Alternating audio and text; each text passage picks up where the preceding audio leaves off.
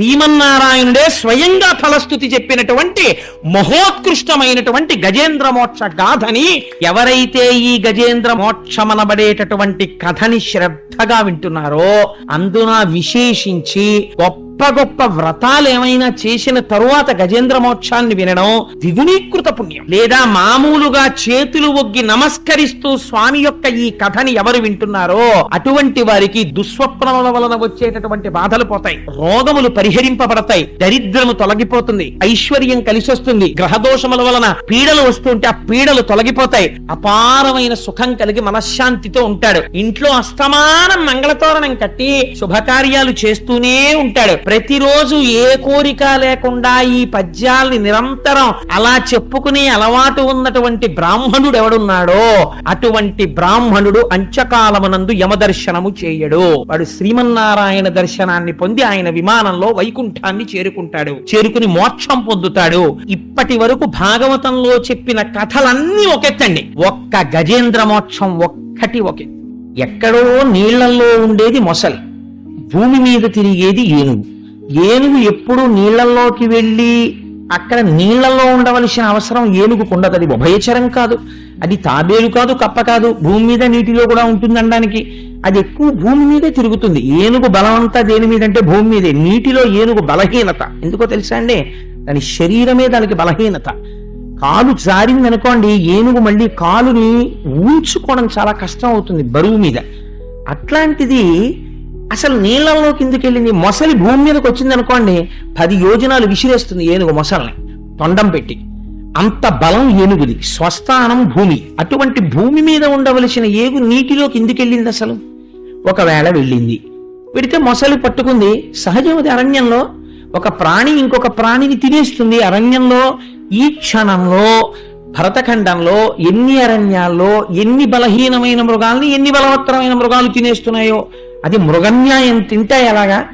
దానికి మనుష్యులు చెయ్యట్లేదా ప్రార్థన? అలాంటిది మొసలి పట్టుకుంటే ఓ ఏనుగు పురుషోత్తముడు గురించి ప్రార్థన చేసిందా? ఆ మాట చూడండి, పరీక్షిత్ అడగడం, పురుషోత్తముచే ఆరాటమిట్లు మానెను. ఒక పక్క మొసలి కొరికేస్తుంటే పొందుతున్నటువంటి బాధకి ఇది ప్రార్థన చేస్తే పురుషోత్తముడు వచ్చాడా శ్రీ మహావిష్ణువు. ఆరాటమిట్లు మానెను ఘోరాటవిలోని భద్రకుంజరమునకు. ఎక్కడో ఘోరమైనటువంటి అరణ్యంలో ఉన్నటువంటి బ్రహ్మాండమైన ఏనుక్కి ఎలా తీరిందయ్యా ఆరాటం? ఇది ఎలా జరిగింది? అలా మీరు 2 వాక్యాల్లో చెప్తే నా మనసు తృప్తి పడదు. బీడువారిపోయినటువంటి భూమి మీద వర్షం ఒక 5 నిమిషాలు పడి వెళ్ళిపోతే బాగుంటుందా? 2 గంటలు కురియాలి. అలా నేను సేద తీరేటట్టుగా, నా మనస్సు పులకించిపోయేటట్టుగా నాకు అసలు ఆ గజేంద్ర మోక్షం చెప్పండి అన్నారు. అంటే అప్పుడు శుకబ్రహ్మ నవ్వి, చాలా గొప్ప ప్రశ్న వేశావోయ్ పరీక్షిత్, నీకు చాలా ఆర్తి ఉన్నది, చెప్తాను వినన్నారు. ఒకానొకప్పుడు క్షీరసాగరము ఉన్నది. ఆ క్షీరసాగరం అంటే పాలసముద్రం. పాలసముద్రంలో త్రికూటాచలం అనేటటువంటి పేరు కలిగినటువంటి ఒక పెద్ద పర్వతం. ఆ పర్వతానికి 3 శిఖరములు. ఒక శిఖరము బంగారముతో చేయబడింది, ఒక శిఖరము వెండితో చేయబడింది, ఒక శిఖరము ఇనుముతో చేయబడింది. ఈ 3 లోహములతో చేయబడినటువంటి శిఖరములు కలిగినటువంటి ఈ త్రికూటాచలమునందు ఎన్ని రకాల వృక్షాలో పెరుగుతుండేవి, ఎన్ని రకాల తీగలో పెరుగుతుండేవి, ఎన్ని రకాల పళ్ళో పండుతుండేవి, ఎన్ని పుష్పములో పరిమళిస్తూ ఉండేవి, ఎన్నో సరోవరములు ఉండేవి. ఆ సరోవరములలో అరవిరిసినటువంటి పద్మముల నుంచి బయటపడినటువంటి కింజిల్కములు, ఆ పుప్పొడి ఆ కేసరముల నుంచి రాలి నీటిలో కలిసేది. కలిస్తే మనం వెంకటేశ్వర స్వామి వారికి సుప్రభాతంలో చెప్తామే, ఏలా లవంగ ఘనసార సుగంధి తీర్థం దివ్యం వియచ్చరితి హేమ ఘటేషు పూర్ణం ధృత్వాద్యవైదిక శిఖామనయ ప్రహృష్ణాః తిష్టంతి వెంకటపతే తవ సుప్రభాతం అంటాం. ఏలా లవంగ ఘనసార సుగంధి తీర్థం. స్వామి నువ్వు తాగుతావని అర్చక శిఖామణులు స్నానం చేసి ఊపిరి తగలకుండా బట్ట కట్టుకుని యానుకల యొక్క గుండ కలిపినటువంటి నీటిని మంచి తీర్థం తయారు చేసి అక్కడ పెట్టారు. దివ్యం వియచ్చరితి హేమ ఘటేషు పూర్ణం, బంగారు పాత్రలతో అక్కడ పెట్టారు. ఈశ్వర నిద్రలేచి ఆ పానీయమును సేవించు అంటారు. అలా అక్కడ ఉన్నటువంటి సరోవరాల్లో నీరు తాగుదామని ఎవరైనా విడితే ఆ ఒడ్డున ఉన్నటువంటి చెట్లు ఇలా నీళ్ల మీదకి వంగి అనేకమైనటువంటి ఫలములు పండి ఉండేవిట. ఆ చెట్ల యొక్క పళ్ళన్నీ కోసేవాళ్లు లేక పక్షులు వాలి కుడితే వాటిల్లో ఉన్నటువంటి రసాలన్నీ నీళ్లలో కలిసేవి. అరవిరిసినటువంటి పద్మాలు మా కాపవరంలో ఉంటాయి. మా కాపవరం అంటుంటాను నేను. సూర్యనారాయణ గారి కాపవరంలో ఆ శివాలయం పక్కన ఉన్న సరోవరంలో ఇంతంత ఎర్ర కలువలు పెంచారు వాళ్ళు. ఒక్కొక్క కలువ ఆ అమ్మవారి పాదాల మీద పెడితే 2 పాదాలని కమ్మేస్తుంది. ఒకవేళ కోనేట్లో ఉంటే రేపు లక్ష్మీ పూజకి తెప్పించండి అమ్మా కొన్ని కలువలు. అందుకని ఆవిడ పద్మముల చేత పూజింపబడే తల్లి కదా. ఆ ఎర్రటి పద్మములు ఎలా ఉంటాయో అలా ఆ పద్మములలో ఉండేటటువంటి పుప్పుడి నీటిలో పడి యాలుక నీరు ఎలా ఉంటుందో అటువంటి నీరు. ఇంకంతకన్నా నేను ఉపమానం చెప్పలేను, ఎందుకంటే పుప్పుడి కలిపిన నీరు ఎవరు తాగారు గనక. అందుకని అంత సుగంధభరితములైనటువంటి జలములతో ఉండేవి. ఒక జాతి జంతువులు కావు, ఎన్నో రకాలైనటువంటి జంతువులు అక్కడ ఉండేవి. అయితే ఆశ్చర్యకరమైన విషయం ఏమిటంటే, సాధారణంగా అరణ్యం గురించి చెప్తే అరణ్యంలో అందం చెప్పాలంటే నెమలిని చెప్తారు, నడక చెప్పాలంటే హంసని చెప్తారు, పరాక్రమం చెప్పాలంటే సింహాన్ని చెప్తారు. ఇక్కడేమి చెప్పారంటే ఏనుగులు చెప్పారు. ఈ కథలో అన్నారు పోతన గారు, తలగవు కొండలకైనను మలగవు సింగములకైన మార్పును కరిమిన్ గలగవు పిడుగులకైనను ఇలబల సంపన్న వృత్తి ఏనుగు గున్నల్. ఏనుగు గున్నల్ అంటే గొన్న ఏనుగులు, మంచి వయస్సులో ఉన్నాయి. అవి పెద్ద పెద్ద మందల కింద వెళ్ళిపోతుండేవి. అవి గుహల్లోంచి బయటికి వచ్చి మందలు వెళ్ళిపోతుంటే చీకట్లు వచ్చాయా అన్నట్టుగా ఉండేవి నల్లటి ఏనుగులు. ఆ ఏనుగుల గుంపు ఎలా వెళ్ళేవంటే అవి తలగవు కొండలకైనను. ఒకవేళ ఎక్కడైనా పర్వతాలు అడ్డొస్తే పర్వతాన్ని దాటి మేము వెళ్ళడం ఏమిటి, మాకు అవమానం అని అన్నీ కలిపి పర్వతాన్ని తమ కుంభస్థలంతో బదలు కొట్టేసేవి. బద్దలు కొట్టి దాటేవి తప్ప కొండెక్కి దిగేవి ఒకటికి అవమానమని. తలగవు కొండలకైనను మలగవు సింగములకైన మార్కును కడిమిన్. ఇదో విచిత్రం. అసలు కల్లోకి సింహం వస్తే ఏనుగు చచ్చిపోతుంది. అలాంటి ఏనుగులు ఎక్కడైనా సింహం గర్జిస్తే ఏనుగులు తరివేవిటాయి. ఏమిటా గర్జన మేము ఉండగా అని అలా ఘీంకరించేవి. మలగవు పిడుగులకైనను, ఆకాశంలోంచి పెద్ద ధ్వనితో పిడుగులు పడితే వీటికి కోపం వచ్చి ఆకాశం వైపుకి శిరస్సులు ఎత్తి తొండాలెత్తి ఘీంకరించేవిట. ఏమిటా చప్పుడో అని. అందుకని పోతన గారు వాటి దేహ పరాక్రమాన్ని వర్ణిస్తారు. తలగవు కొండలకైనను మలగవు సింగములకైన మార్కొను కడిమిన్ గలగవు పిడుగులకైనను ఇలబల సంపన్న వృత్తి ఏనుగుగున్నల్. ఏమిటి తల్లరి కారణం? ఇలబల సంపన్న వృత్తి, భూమి మీద వాటికి ఉన్న బలం అటువంటిది అంటున్నారు. మీరు ఇక్కడే చాలా గమ్మత్తైనటువంటి విషయం ఒకటి పోతన గారు అన్నారు. పోతన గారిది స్వేచ్ఛానువాదం అండి. పోతన గారి గజేంద్ర మోక్షం వింటే దాని అనుభవం వేరు. నేను అందుకే ఇవాళ రామాలయంలోకి వెళ్ళి మరీ వచ్చా. ఎందుకంటే ఇందులో కొన్ని పద్యాలు రామచంద్రమూర్తి రాశారు, పోతన గారు కూడా రాయి. ఆ పద్యాలు వచ్చినప్పుడు మీకు అక్కడ ఉన్నటువంటి విశేషాన్ని వివరణ చేస్తాను. ఎంత చిత్రమైనటువంటి విషయం జరిగేదంటే, ఆ ఏనుగులు నడిచొస్తుంటే పులుల మొత్తంబులు పొదరిండ్లలో దూరు ఘోరభల్లూకములు గుహల చొచ్చు భూతారములు నేల బొరియలలో దాగు. అసలు ఇలాంటి సన్నివేశం ప్రపంచంలో ఎక్కడైనా ఉంటుందండి? హరిదంతములకేగు హరిణ చెయ్యం మహిష సంఘంబులు మడుగులలో సొచ్చు గండశైలంబుల కపుల ప్రాకు. ఆ తర్వాత నీలకంఠంబులు నింగికెగయు వాల్మీకములు సొచ్చు వనభుజంగంబులు వెరచి చామరీ మృగంబులు వీచువాల చామరముల విహరణ శ్రమమువాయ భయత పరిహేల విహరించు భద్రకరుల గాలి సోకిన మాత్రాన జాలినుంది. పోతన గారికే చెల్లి పద్యం రాయడం. ఆయన అన్నారు, పులుల మొత్తంబులు పొదరిండ్లలో దూరు. ఒక పులి మిగలదుట అరణ్యంలో, ఆ ఏనుగులు బయటికి వస్తే అవి అలా ఘీంకరిస్తూ పెడతాయి. పులుల మొత్తం పొదరిళ్లలోకి పారిపోతాయిట. ఘోర భల్లూకములు గుహల సొచ్చు, ఘోరమైన భల్లూకాలన్నీ గుహల్లోకి పారిపోతాయిట. భూతారములు నేల బొరియలలో దాగు, అడవి పందులు భూమిలో గోతులు తీసుకుని వెంటనే గోతులోకి దూరిపోతాయిట. హరిదంతములకే గుహరిణ చెయ్యము, దిక్కులు ఎక్కడ వరకు ఉన్నాయో అంత చివరి వరకు పరిగెత్తుకుంటూ పారిపోతాయిట జింకలు లేళ్లును. హరిదంతములకే హరిణ చెయ్యము మహిష సంగంబులు మడుగులలో సొచ్చు. నిజంగా మరి పోతన గారు ఎలా అనుభవించాడో మహానుభావుడు. పల్లెటూళ్ళలో ఉన్నాడు కాబట్టి దున్నపోతు నీటిలో స్నానం చేస్తే ఓ పట్టాన పైకి రాదు, గేదికని. ఆవసలు వెళ్ళదనుకోండి, అందులో పడుకుని ఏదో సబ్మెరైన్ పైకి తేలినట్టు మొహం కూడా పెట్టేసి వీపోటే కనపడుతుంటుంది, అలా మునిగి ఉంటుంది. అది అందుకని దానికి భయం వేస్తే మహిష సంగంబులు మడుగులలో సొచ్చు, ఏనుగు నీళ్లలోకి వెళ్ళదు.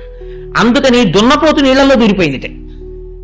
గండశైలంబుల కపుల ప్రాకు, కోతులు అవి పెద్ద పెద్ద రాళ్ళు ఎక్కడుంటే రాళ్ల మీదకి ఎక్కేసి అక్కడ కూర్చుని చూస్తున్నవి వస్తున్న ఏనుగుల్ని. గండశైలంబుల కపుల ప్రాకు నీల వాల్మీకముల సొచ్చు వన భుజంగంబులు, పెద్ద పెద్ద పావు భయపడిపోయి గబగబగబగబ ఎక్కడ కనపడితే అక్కడ పుట్టల్లోకి పారిపోయావు. నీలకంఠంబులు నింగికెగయు.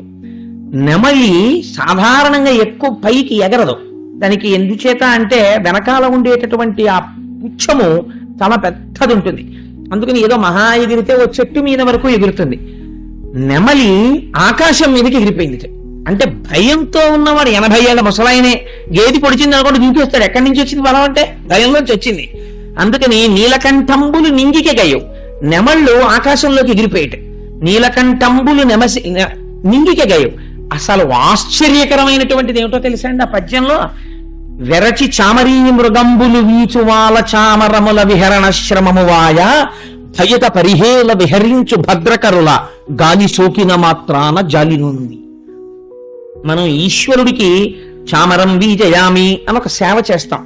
చామరం ఎందుకు వేస్తారు చెప్పండి? ఛత్రం ధారయామి, గొడుగు పడతారు. ఓ విషినికర్ర పెట్టి విసరచ్చు కదా స్వామివారికి, అలా విసర్రు.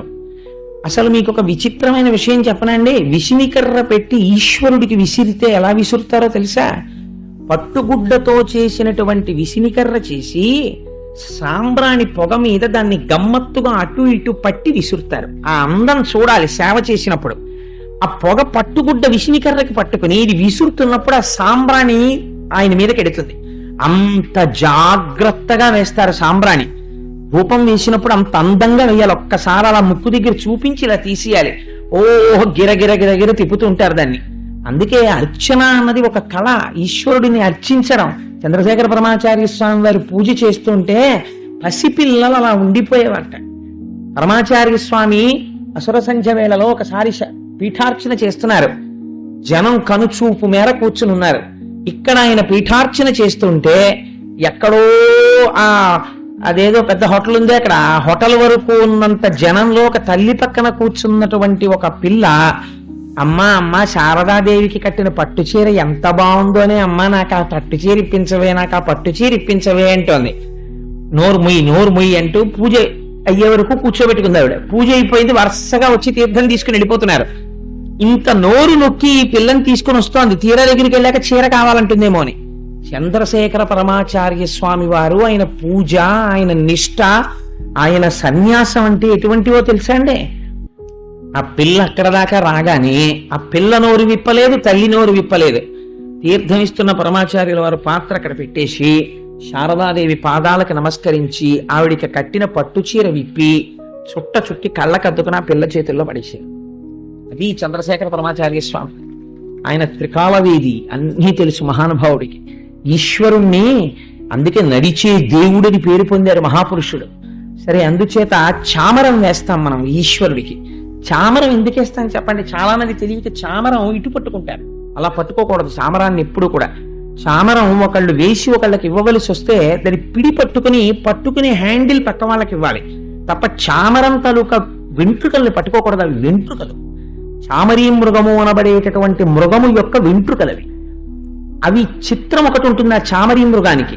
దాని వెంట్రుకలతో చామరం చేసి ఈశ్వరుడికి ఇలా వేస్తే ఎంత అలసిపోయిన వాడైనా సరే ఆయన అలసట అంతా పోతుంది ఒక్క చామరీ మృగం వెంట్రుకలతో విసిరితే. అందుకే ఈశ్వరుడికి సేవలన్నిటిలో గొప్ప సేవ ఏదో తెలుసా అండి?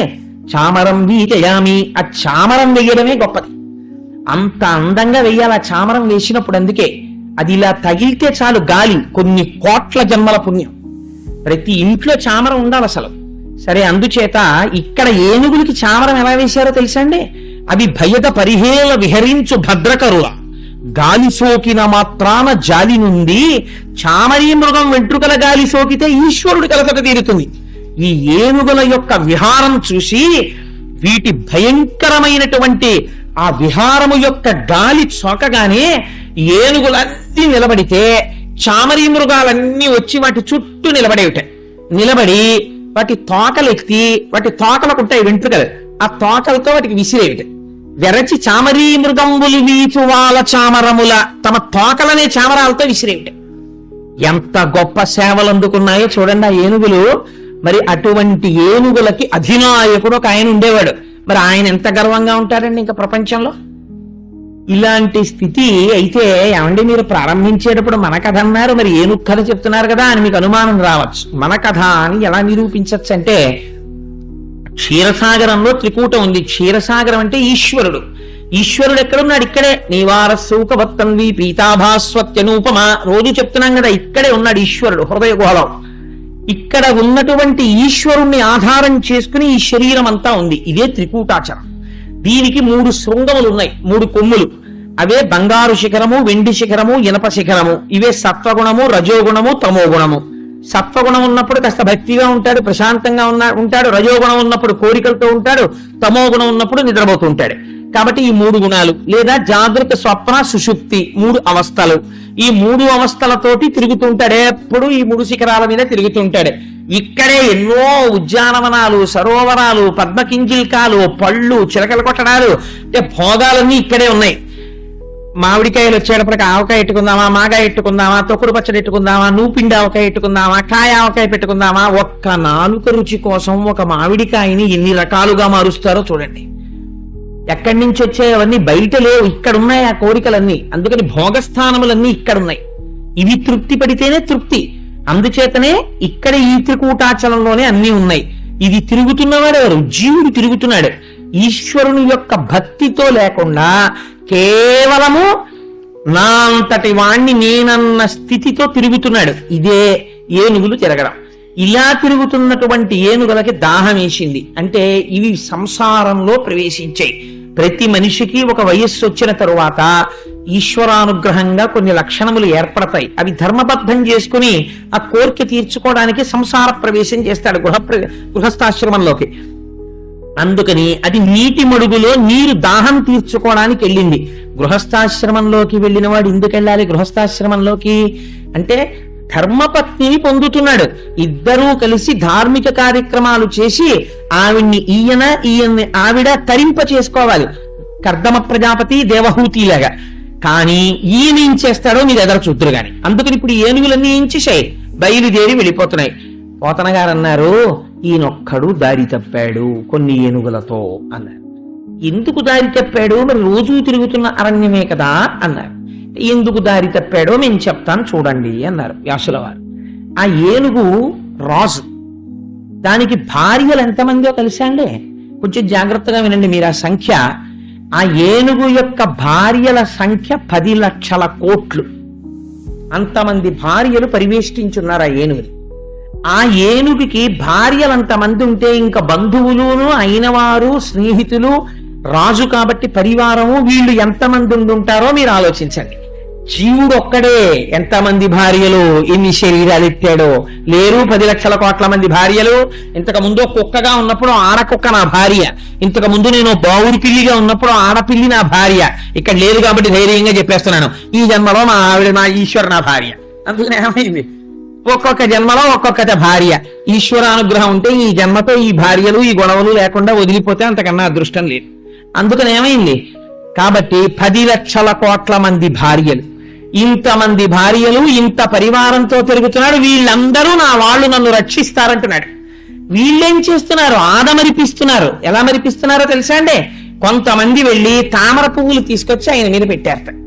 పెడితే ఇప్పుడు ఆయనకి ముందు నీళ్లు పోశారు. ఎక్కడి నుంచో కాసిన అక్కడ దొరికినటువంటి నీళ్లు ఎట్టుకొచ్చి పోశారు. పోస్తే కానీ తాగడానికి కావలసినన్ని నీళ్లు కావవి. ఆ నీళ్లు పోస్తే ఆయన నీటితో కూడినటువంటి సెలయేళ్లు ప్రవహిస్తున్న పర్వతంలా ఉన్నాడు. కొంతమంది అక్కడ ఇక్కడ పూసిన పువ్వులు తెచ్చి ఆయన మీద పెట్టారు.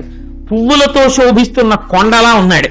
పువ్వులతో చేయడం ఏమిటని ఇంకొంచెం ముందుకెళ్లాలనుకున్న వాళ్ళు పద్మగంధములు, పుప్పుడిని తీసుకొచ్చి ఆయన మీద జల్లారు. ఇప్పుడు ధాతువులతో శోభిల్లుతున్న కొండలా ఉన్నాడు. ముచ్చుపు చిప్పలేరు ఆయన మీద జల్లారు కొంతమంది. ఇప్పుడు ఆయన్ని చూస్తే మంచి మరకతమాణిక్యాలతో శోభిస్తున్న పర్వతంలా ఉన్నాడు. కొంతమంది పెద్ద పెద్ద లతలు, తూండ్లు తీసుకొచ్చి ఆయన మీద వేశారు. నాగభూషణుడైనటువంటి పరమశివుడిలో ఉన్నాడు. ఇంతమంది ఇన్ని కానుకలు ఇచ్చి నీకన్నా మాకెవరున్నారంటుంటే పొంగిపోతున్నాడు. ఇదే దారి తప్పాడు. అంటే ఎందుకు వచ్చాడో సంసారంలోకి మర్చిపోయాడు. ఇప్పుడు ఏమైంది? తిరిగాడు తిరిగాడు తిరిగాడు తిరిగాడు, నీటి కోసం వెతికాడు వెతికాడు వెతికాడు, చిట్ట చివరికి ఒక సరోవరం కనపడి, అద్భుతమైనటువంటి సరోవరం, అదే సంసారం. దీన్ని ఒడ్డు నుండి నీరు త్రాగాలి అంటే ఎందుకు అందులో ప్రవేశించాడో గుర్తు పెట్టుకోవాలి. కానీ ఈయన ఏం చేస్తున్నాడు? సరోవరం కనపడగానే పొంగిపోయి, అబ్బా ఎంత బాగుందో ఈ సరోవరం అనుకున్నాడు. అంతకు ముందు అందులోకి ఎవరూ ప్రవేశించినట్లు ఆధారాలు లేవు. దాని నిండా పద్మాలే, చుట్టూ చెట్లే, ఆ చెట్ల యొక్క నీడ ఆ నీటిలో కనపడుతోంది.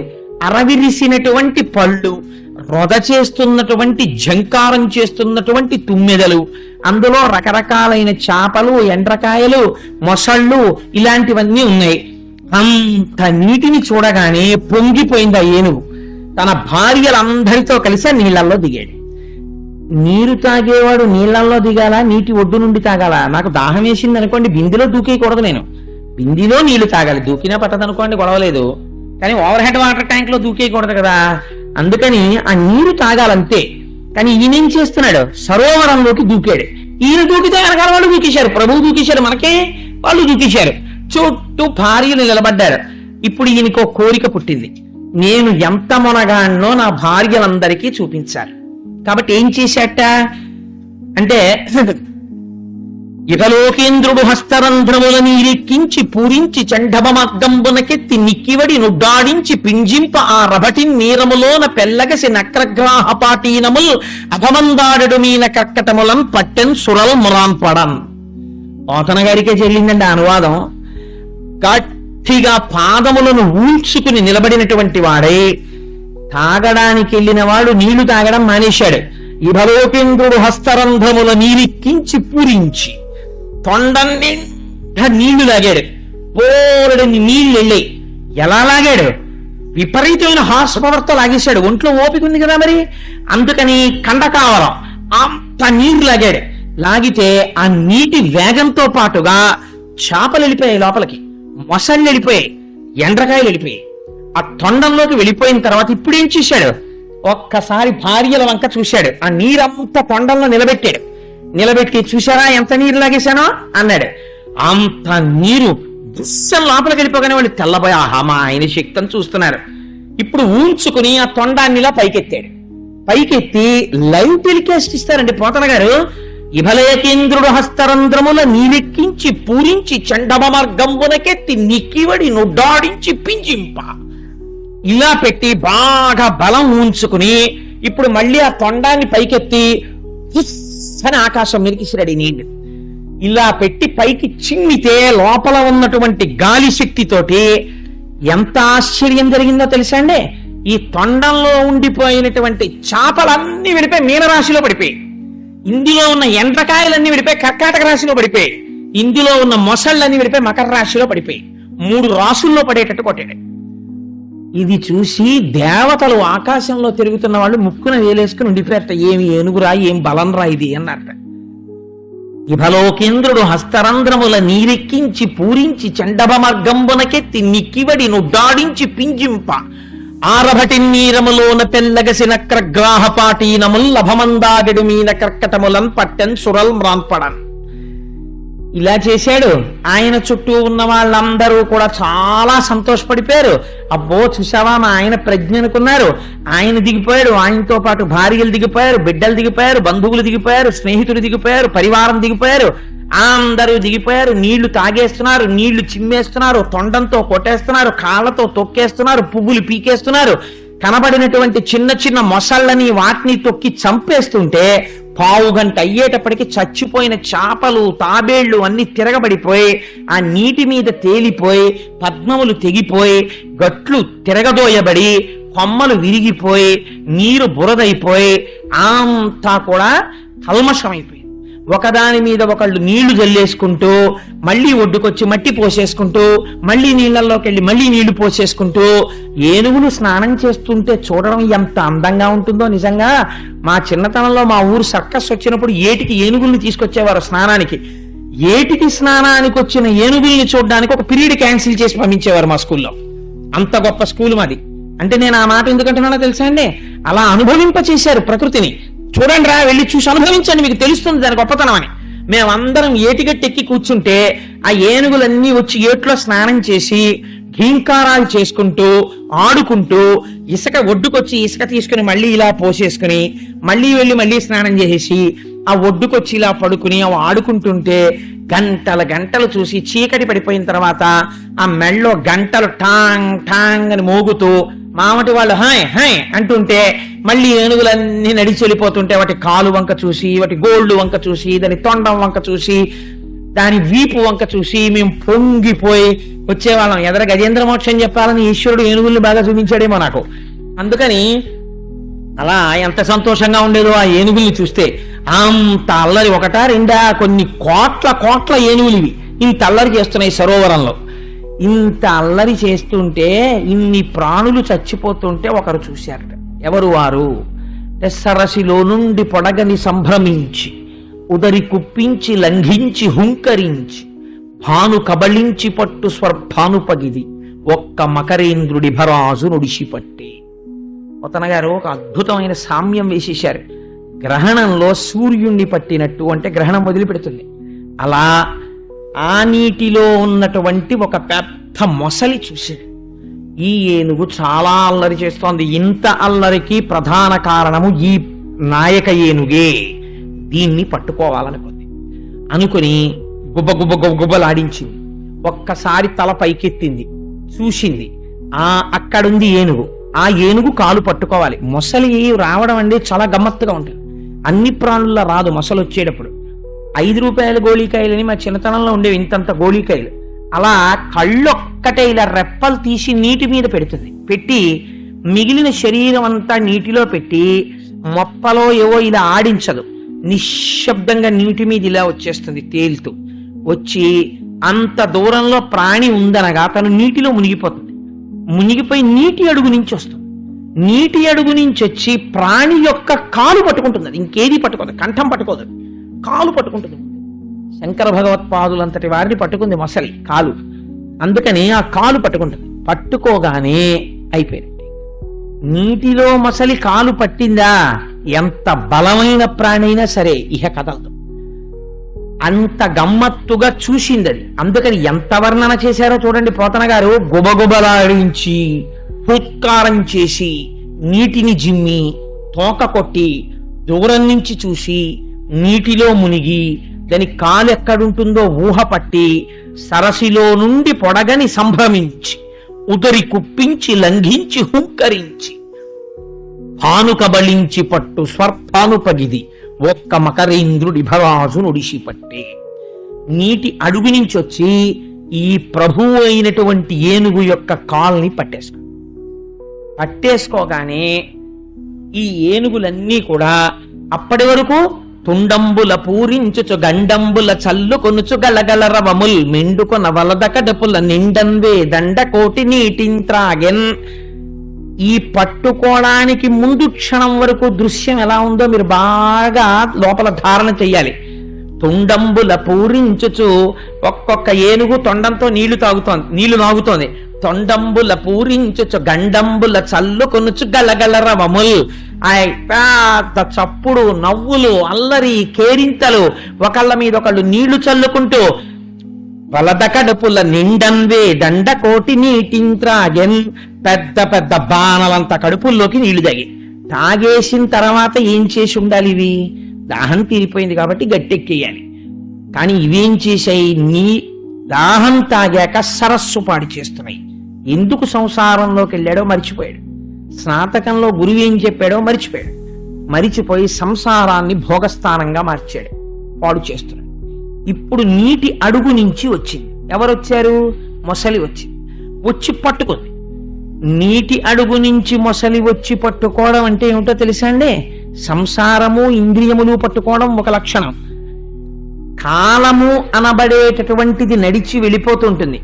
కాలాంతర్గతముగా కాలములో మృత్యు వచ్చేస్తుంది, తెలియదు. కాలములో తాను ఇంకా కోరికలు కోరుతూనే ఉంటాడు. కాలము అడుగు నుంచి మృత్యు వస్తుంది. మృత్యు వచ్చి దేన్ని పడుతుంది? కాళ్ళని పడుతుంది. గమ్మత్ ఏమిటో తెలుసా అండి? ఆఖరణ మనిషికి ఒక సంస్కారం ఉంటుంది, దాన్ని అంత్యేష్టి సంస్కారము అంటారు. ఆ సంస్కారం జరిగినప్పుడు కాళ్ళు పాదాలు రెండు దగ్గర చేర్చి రెండు బొటన వేళ్ళని కట్టేస్తారు ఒక మంత్రంతో. అంటే ఇంతకాలం పనికి మాలిన తిరుగుళ్ళన్నీ ఈ కాళ్లతోనే తిరిగాడు, ఇక ఈ కాలు తిరగదు కాబట్టి దీన్ని కట్టేశాం, ఇంకిప్పుడు ఇవి తిరగవు కనుక దీన్ని మోసెయ్యవచ్చు అని అనుజ్ఞనిస్తారు. అప్పుడు పంచభూతాల్లో కలపడానికి కొత్త కర్రల మీద పెట్టి తీసుకెళ్ళి. కాబట్టి మృత్యువు దేనిని పట్టినది? కాలును పట్టినది. ఇక కదలడం. అనారోగ్యం వచ్చేసి జబ్బడిపోయి ఇంటెన్సివ్ కేర్ యూనిట్లో ఉన్నవాడు క్యాంప్ వెళ్ళాలో లేకపోతే ఎక్కడికో వెళ్ళాలో అంటే వెడతాడేమిటి, ఇంకెళ్ళేది ఉండదు. అందుకని వచ్చి పట్టింది. పడితే అంత తెలివి తక్కువ వాళ్ళం ఏంటంటే మనం వచ్చి మృత్యువో రోగమో పట్టేసింది అనుకోండి, పట్టుకుంటే అయ్యో వచ్చేసిందండి అని చెప్పి అలా కూర్చుంటాం ఏంటి? స్పెషలిస్ట్ దగ్గరికి వెడతాం, సూపర్ స్పెషాలిటీస్ దగ్గరికి వెడతాం. అందుకని పోతన గారు ఎంత గొప్ప వర్ణన చేశారో చూడండి. కరి దిగుచు మకరి సరసికి కరి దరికి ని మకరి దిగుచు గర్రకరి దరయన్ కరికి మకరి మకరికి కరి భరమనుచును అటల కొతల భటులరుదు పడేన్. ఏనుగు యొక్క పట్టు విడిపించుకుందామని, మొసలి పట్టు విడిపించుకుందామని ఏనుగు చూస్తోంది. ఏనుగుకున్న కోరిక ఒక్కటే, ఇప్పుడు మిగిలిన కోరికలు పక్కన పెట్టేయండి, ఈ మొసలి పట్టు తప్పించుకుని గట్టెక్కేద్దాం అని ఏనుగు చూస్తోంది.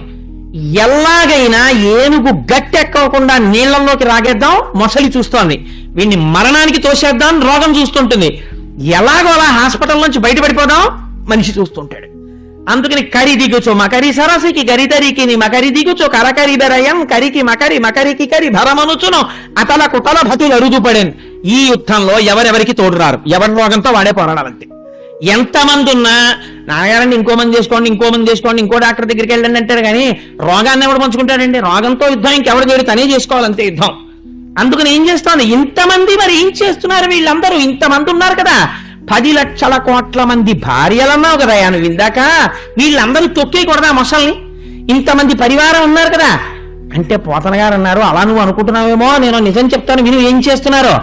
మకరి తోడపోరు మతంగ విభుని ఒక్కరినిడించిపోవ కాళ్ళు రాక కోరి చూచుచుండే కుంజరీయూధంబు మగలు తగులు కారె మగువలకును. ఈ పద్యం ఒక్కటి రోజు స్మరణ చేసుకుంటే చాలండి, వైరాగ్యం వస్తుంది. ఎంత గొప్ప పద్యం చూడండి పోతన గారిది. మకరితోడ పోరు మాతంగ విభుని. ఆయన మాతంగ విభుడు, గొప్ప ఏనుగు. ఈయన నీళ్లలో ముందు యుద్ధం మొదలుపెట్టినప్పుడు ఒడ్డున చాలా మంది ఉన్నారు. కానీ వీళ్ళు ఏం చేశారంటే, వచ్చేస్తాడు మన రాజుగారు అని చెప్పి చూస్తున్నారు. రాజుగారు లాగండి లాగండి అన్నారు కొంతసేపు. వీడు పాపం అలా ఎన్నాళ్ళు యుద్ధం చేశాడో తెలుసా అండి? అలయక సొలయక వేసట నొందక కరి మకరితోడ నుడ్డందత రాత్రులు సంఖ్యలు దినములు సలిపెంపోరువే యొక్క సంవత్సరములు. ఆ ఏనుగు అలా ఆ మొసలితో ఎన్నాళ్ళు యుద్ధం చేసింది? 1000 ఏళ్ళు యుద్ధం చేసింది. మీరు చూడండి, ఈశ్వరుడికి నామాలు చెప్పవలసి వస్తే విష్ణు సహస్రనామం, శివ సహస్రనామం, లలిత సహస్రనామం. ఏమండి ఏ దేవతకి 1000 పేర్ల కన్నా ఒకటి ఉండదా? అందరికీ 1000 దగ్గరికి వచ్చేప్పటికి అయిపోతాయి ఆ పేర్లు. ఎందుకు అలా అందరికీ సహస్రమే ఉంటాయి? ఏమిటి అసలు అంటే, సంస్కృతంలో సహస్రం అంటే ఏమిటో తెలుసా అండి? ఒరే ఈ పూలు ఇంకా గుచ్చలేము మేము. సహస్రము అంటే అనంతము, అన్నీ ఆయన పేర్లే, కానీ నీకు కొన్ని పేర్లు చెప్పామంతే అని చెప్పడం సహస్రం అని చెప్పడం. అందుకే ఏదైనా సహస్రమే చెప్తారు. శతసహస్రాలు, దశ సహస్రాలు, ఏకాదశ సహస్రాలు ఇంకొండవు, సహస్రం చెప్పి ఊరుకుంటారు. కాబట్టి ఏనుగు ఎన్నాళ్ళు యుద్ధం చేసింది? 1000 ఏళ్ళు యుద్ధం చేసింది. అంటే అనంతంగా చేస్తోంది. ఎన్ని జన్మల్లో చేస్తున్నావు నువ్వు మృత్యుతో యుద్ధం? ఎలా చేసింది అంటే, రాత్రులు సంధ్యలు దివసంబులు. రాత్రి చేసింది, సంధ్యాకాలంలో చేసింది, పగలు చేసింది. పడున్నవాడు హాస్పిటల్లో చెయ్యొద్దండి యుద్ధం, అదే పని. ఇంకేముంది, వాళ్ళు వీళ్ళు ఎవరో గెలవాలి, గెలిచే వరకు అలా జరుగుతూనే ఉంటుంది యుద్ధం. అందుకని రాత్రులు దివసంబులు సంధ్యలు మకరితోడ కరి సలిపెంపోరు 1000 సంవత్సరముల్. 1000 ఏళ్ళు యుద్ధం చేస్తే లాగండి అప్పుడు చేయండి మీకేం పర్వాలేదు అన్నారు చాలా మంది ఒడ్డు నుంచుని. పాపం ఏనుగుకి ఇప్పుడు బలం ఏమిటి? తొండం పెట్టి కొడుతోంది ఆ మొసల్ని. కొడితే మొసలు ఏం చేసిందో తెలుసా అండి? చాలా గమ్మత్తుగా అది కొడుతుంటే నీటి నుంచి తొండం వెళ్ళి దాని మీద దెబ్బ తగిలితే దాని ప్రాణం పోయినట్టు అయిపోయేది మొసలికి. ఒక్కొక్క డాక్టర్ రాసిన డోసేజ్కి రోగానికి కళ్ళు అలా తిరుగుతాయి. కానీ అదేం చేసేదంటే, మళ్ళీ ఊపిరి పీల్చుకుని మళ్ళీ రోగం రెసిస్టెన్స్ బిల్డప్ చేసుకుని ఎలా కొట్టాలి వీడిని అని ఆలోచించింది. అది ఆలోచించి వీడి తొండం దెబ్బ తగలకూడదంటే వీణ్ణి మనం ఒకలా చెయ్యాలి ఏనుగుని అనుకుంది. కాలు వదిలిపెట్టినట్టు వదిలిపెట్టింది. అమ్మయ్యా వదిలేసింది అనుకున్నాడు. అనుకోగానే వెనక 2 కాళ్ల మధ్యలోంచి 4 కాళ్ల మధ్యలోకి వచ్చింది. వచ్చి ఎగిరి పైకి లేచి దాని కడుపంతా కొరికేసింది. అంటే మందులు వేసుకోగా వేసుకోగా వేసుకోగా అన్నహితో పోదు. అలా రసం తినలేడు, అన్నం తినలేడు. కాబట్టి ఏం చెప్తానంటే బాబా మందులు వేసుకుని వీక్నెస్ వచ్చేస్తోంది, అన్నం అంటే రెపల్సివ్ యాటిట్యూడ్ వచ్చేసిందండి, నీరసం, మందులు వేసుకోవాలి డాక్టర్లు అంటారు. ఇక్కడ తిందామంటే వంట పట్టదు, ఏమీ తినబుద్ధి లేదు, ఎంత మంచి పదార్థమైనా తినబుద్ధి లేదు. ఆయన అలా అంటారు కానండి, తినదు తినదు తినదు అంటారు కానీ నాకు తినాలని ఉండదా, ఇంతకుముందు తినలేదా, ఇప్పుడు తినలేకపోతున్నాను నా కర్మ అంటుంది పాపం ఆవిడ. ఎందుకంటుంది అంటే లోపల ఉన్నటువంటి వ్యగ్రత అటువంటిది. కాబట్టి ఏమవుతుంది, కడుపు కొరుకుతోంది, తోక కొరుకుతోంది, ఎగిరి వీపు కొరుకుతోంది, శిథిలం చేసేస్తోంది, అంటే శరీరాన్ని అంతటినీ సంధులు విరగ్గొట్టేస్తోంది. మళ్ళీ వచ్చి ఎప్పుడైనా అలాగే పోని నీరసంతో పోన్లే కొరికితే కొరికింది, ఎలాగో అలా ఒడ్డెక్కేద్దామంది, మెల్లిగా కాలు తీసి 2 అడుగులు వేసేటప్పటికి మళ్ళీ వచ్చి పట్టుకునేది. కాలు ఎలా పట్టుకునేదో తెలుసా అండి, ఇంకా కాలు తీయడానికి వీల్లేదు, ఇంటికి వచ్చినట్టు వస్తాడు. నేను మొన్నటి వరకు ఒక కేసు చూశాను విశాఖపట్నంలో. ఆ సూర్యకళామందిరంలో ఉపన్యాసాలు చెప్తున్నప్పుడు ఏ రోజుకి ఆ రోజే ఉపన్యాసం అయిపోతుందేమో అనుకునేవాడిని. రోజు పూజలో అమ్మవారికి నమస్కారం పెట్టేవాడిని, అమ్మ మాట ఇచ్చాను ఈ ఉపన్యాసాలు అయిపోయే వరకు ఆవిడకి ఆయుర్దాయం పోయమ్మా అని. అలాగే మహాతల్లి బతికింది ఆవిడ. హాస్పిటల్కి తీసుకెళ్ళిపోండి బాబాయ్, మేము ఉంచుకోం బాబాయ్, ఎందుకు తీసుకెళ్ళిపోండి, ఇంటికి తీసుకురాను, మళ్ళీ ఊపిరి వచ్చేస్తుండను, మళ్ళీ 2 రోజులు మళ్ళీ వెళ్ళిపోతుండను, ఇంత ప్రస్థానం. సరే మహాతల్లి ఊపిరి వదిలేసింది అనుకోండి, కట్టకడక ఆవిడ నాకు ఏ ఉపన్యాసాలు ఏ పనులు లేనప్పుడు వదిలింది, అది అదృష్టం. అందుని వెళ్ళిపోక తప్పదు, కానీ అప్పుడు కూడా ఒకరికి అపకారం చేయకుండా వెళ్ళడం గొప్పతనం. అందుచేత ఆ ఆశ్చర్యకరమైనటువంటి సంఘటన ఏం జరిగిందంటే, ఏనుగు ఇలా యుద్ధం చేస్తున్నప్పుడు ఒక చిత్రమైనటువంటి విషయం జరిగింది. తన దంతములు పెట్టి నొక్కుతోంది ఏనుగు, దొరకకుండా తప్పుకుంటోంది మొసలి. ఇలా యుద్ధం జరుగుతుండగా చాలా మంది ఇప్పటి వరకు గట్టు మీద ఉన్నారు. వీళ్ళందరూ అన్ని పనులు మానేశారు, గట్టు మీద కొన్నాళ్ళు నించున్నారు. వీళ్ళందరూ ఏమన్నారో తెలుసా అండి, ఒక్కొక్కడు మళ్ళీ నేను ఒక 2-3 రోజుల్లో కనిపిస్తానండి అని. అంతగా ఏమైనా అవసరం ఉంటే ఫోన్ చేయండి సుమా, మీరేం మొహమాట పడద్దు, రాత్రి పగలు ఏమైనా అనుకుంటారేమోనని, మీకు ఏ అవసరం ఉన్నా సరే తప్పకుండా ఫోన్ చేయండి, వెంటనే వచ్చేస్తానంటారు. అంటే ముందు ఇక్కడి నుంచి వెళ్ళిపోవడానికి. ఎందుకని ఎన్నాళ్ళు ఉంటాం సెలవు పెట్టుకుని, ఈయనేమో తేల్చడో అటో ఇటో, అదో గమ్మత్తైన మాట ఆయన చేతిలో ఉందండి. కళ్ళకి కట్టినట్టు చూపించారు లైవ్ టెలికాస్ట్, పోతన గారు నీకదేరా గజం అంటే అని. అందుకని ఏమంటారంటే వీళ్ళందరూ కొడుకు మాట్లాడే మాట అందరికన్నా చాలా గమ్మత్తుగా ఉంటుంది. అమ్మ నాకు ఈ మధ్యనే కదా అమ్మ ప్రమోషన్ వచ్చింది, ప్రొబేషన్లో ఉన్నాను, నీకు తెలుసు కదా అసలు సెలవు పెట్టకూడదు, మా బాస్కి ఏదో చెప్పి వచ్చేసానమ్మా, వారం రోజులు అని చెప్పాను, 15 రోజులు అయిపోయింది, 20 రోజులు అయిపోయింది, నెలలాళ్ళు అయిపోయింది, ఇంకా నాకు లీవ్ గ్రాంట్ అవ్వదు, ప్రమోషన్ కూడా పోతుందేమో, నాన్నగారు పాపం పెద్దవారు అయిపోయారు, మహానుభావుడు పెంచి పెద్ద చేశారు, ఇంతకన్నా ఏం చెయ్యాలైనా సరే, ఒకవేళ అంతకా ఏదైనా అయితే నాకు ఫోన్ చేయమా, వెంటనే వచ్చి. అంతకా ఏమైనా అయితే అంటే ఏంటండి, అంత అందమైన పడికట్టు మాటలు కొన్ని ఉంటాయి. అంటే వాడు వెగటుగా చెప్పలేక అంత గుంభనంగా మాట్లాడతాడు. మాట్లాడి అందరూ వెళ్ళిపోయారు. ఒరే ఇంతకు ముందు ఇంతమంది ఉన్నారా ఏనుగు వెనకాల, ఇప్పుడు ఎవరున్నారో తెలుసా, ఒక్క భార్యలే ఉన్నారు. ఎక్కడున్నారు వాళ్ళు నీళ్ళలో దిగలేదు, వాళ్ళు లోపలున్న రోగంతో వాళ్ళు యుద్ధం చేయలేరు. ఆవిడేం చేస్తుంది, బత్తాయి రసం ఇస్తుంది, దానిమ్మ రసం ఇస్తుంది అంతే.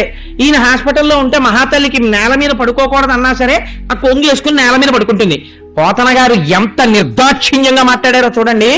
మకరితోడపోరు మాతంగ విభుని ఒక్కడిని దించిపోవ కాళ్ళు రాక కోరి చూచుచుండే కుంజరీయూఠంబు మగలు తగులు కారె మగువలకును.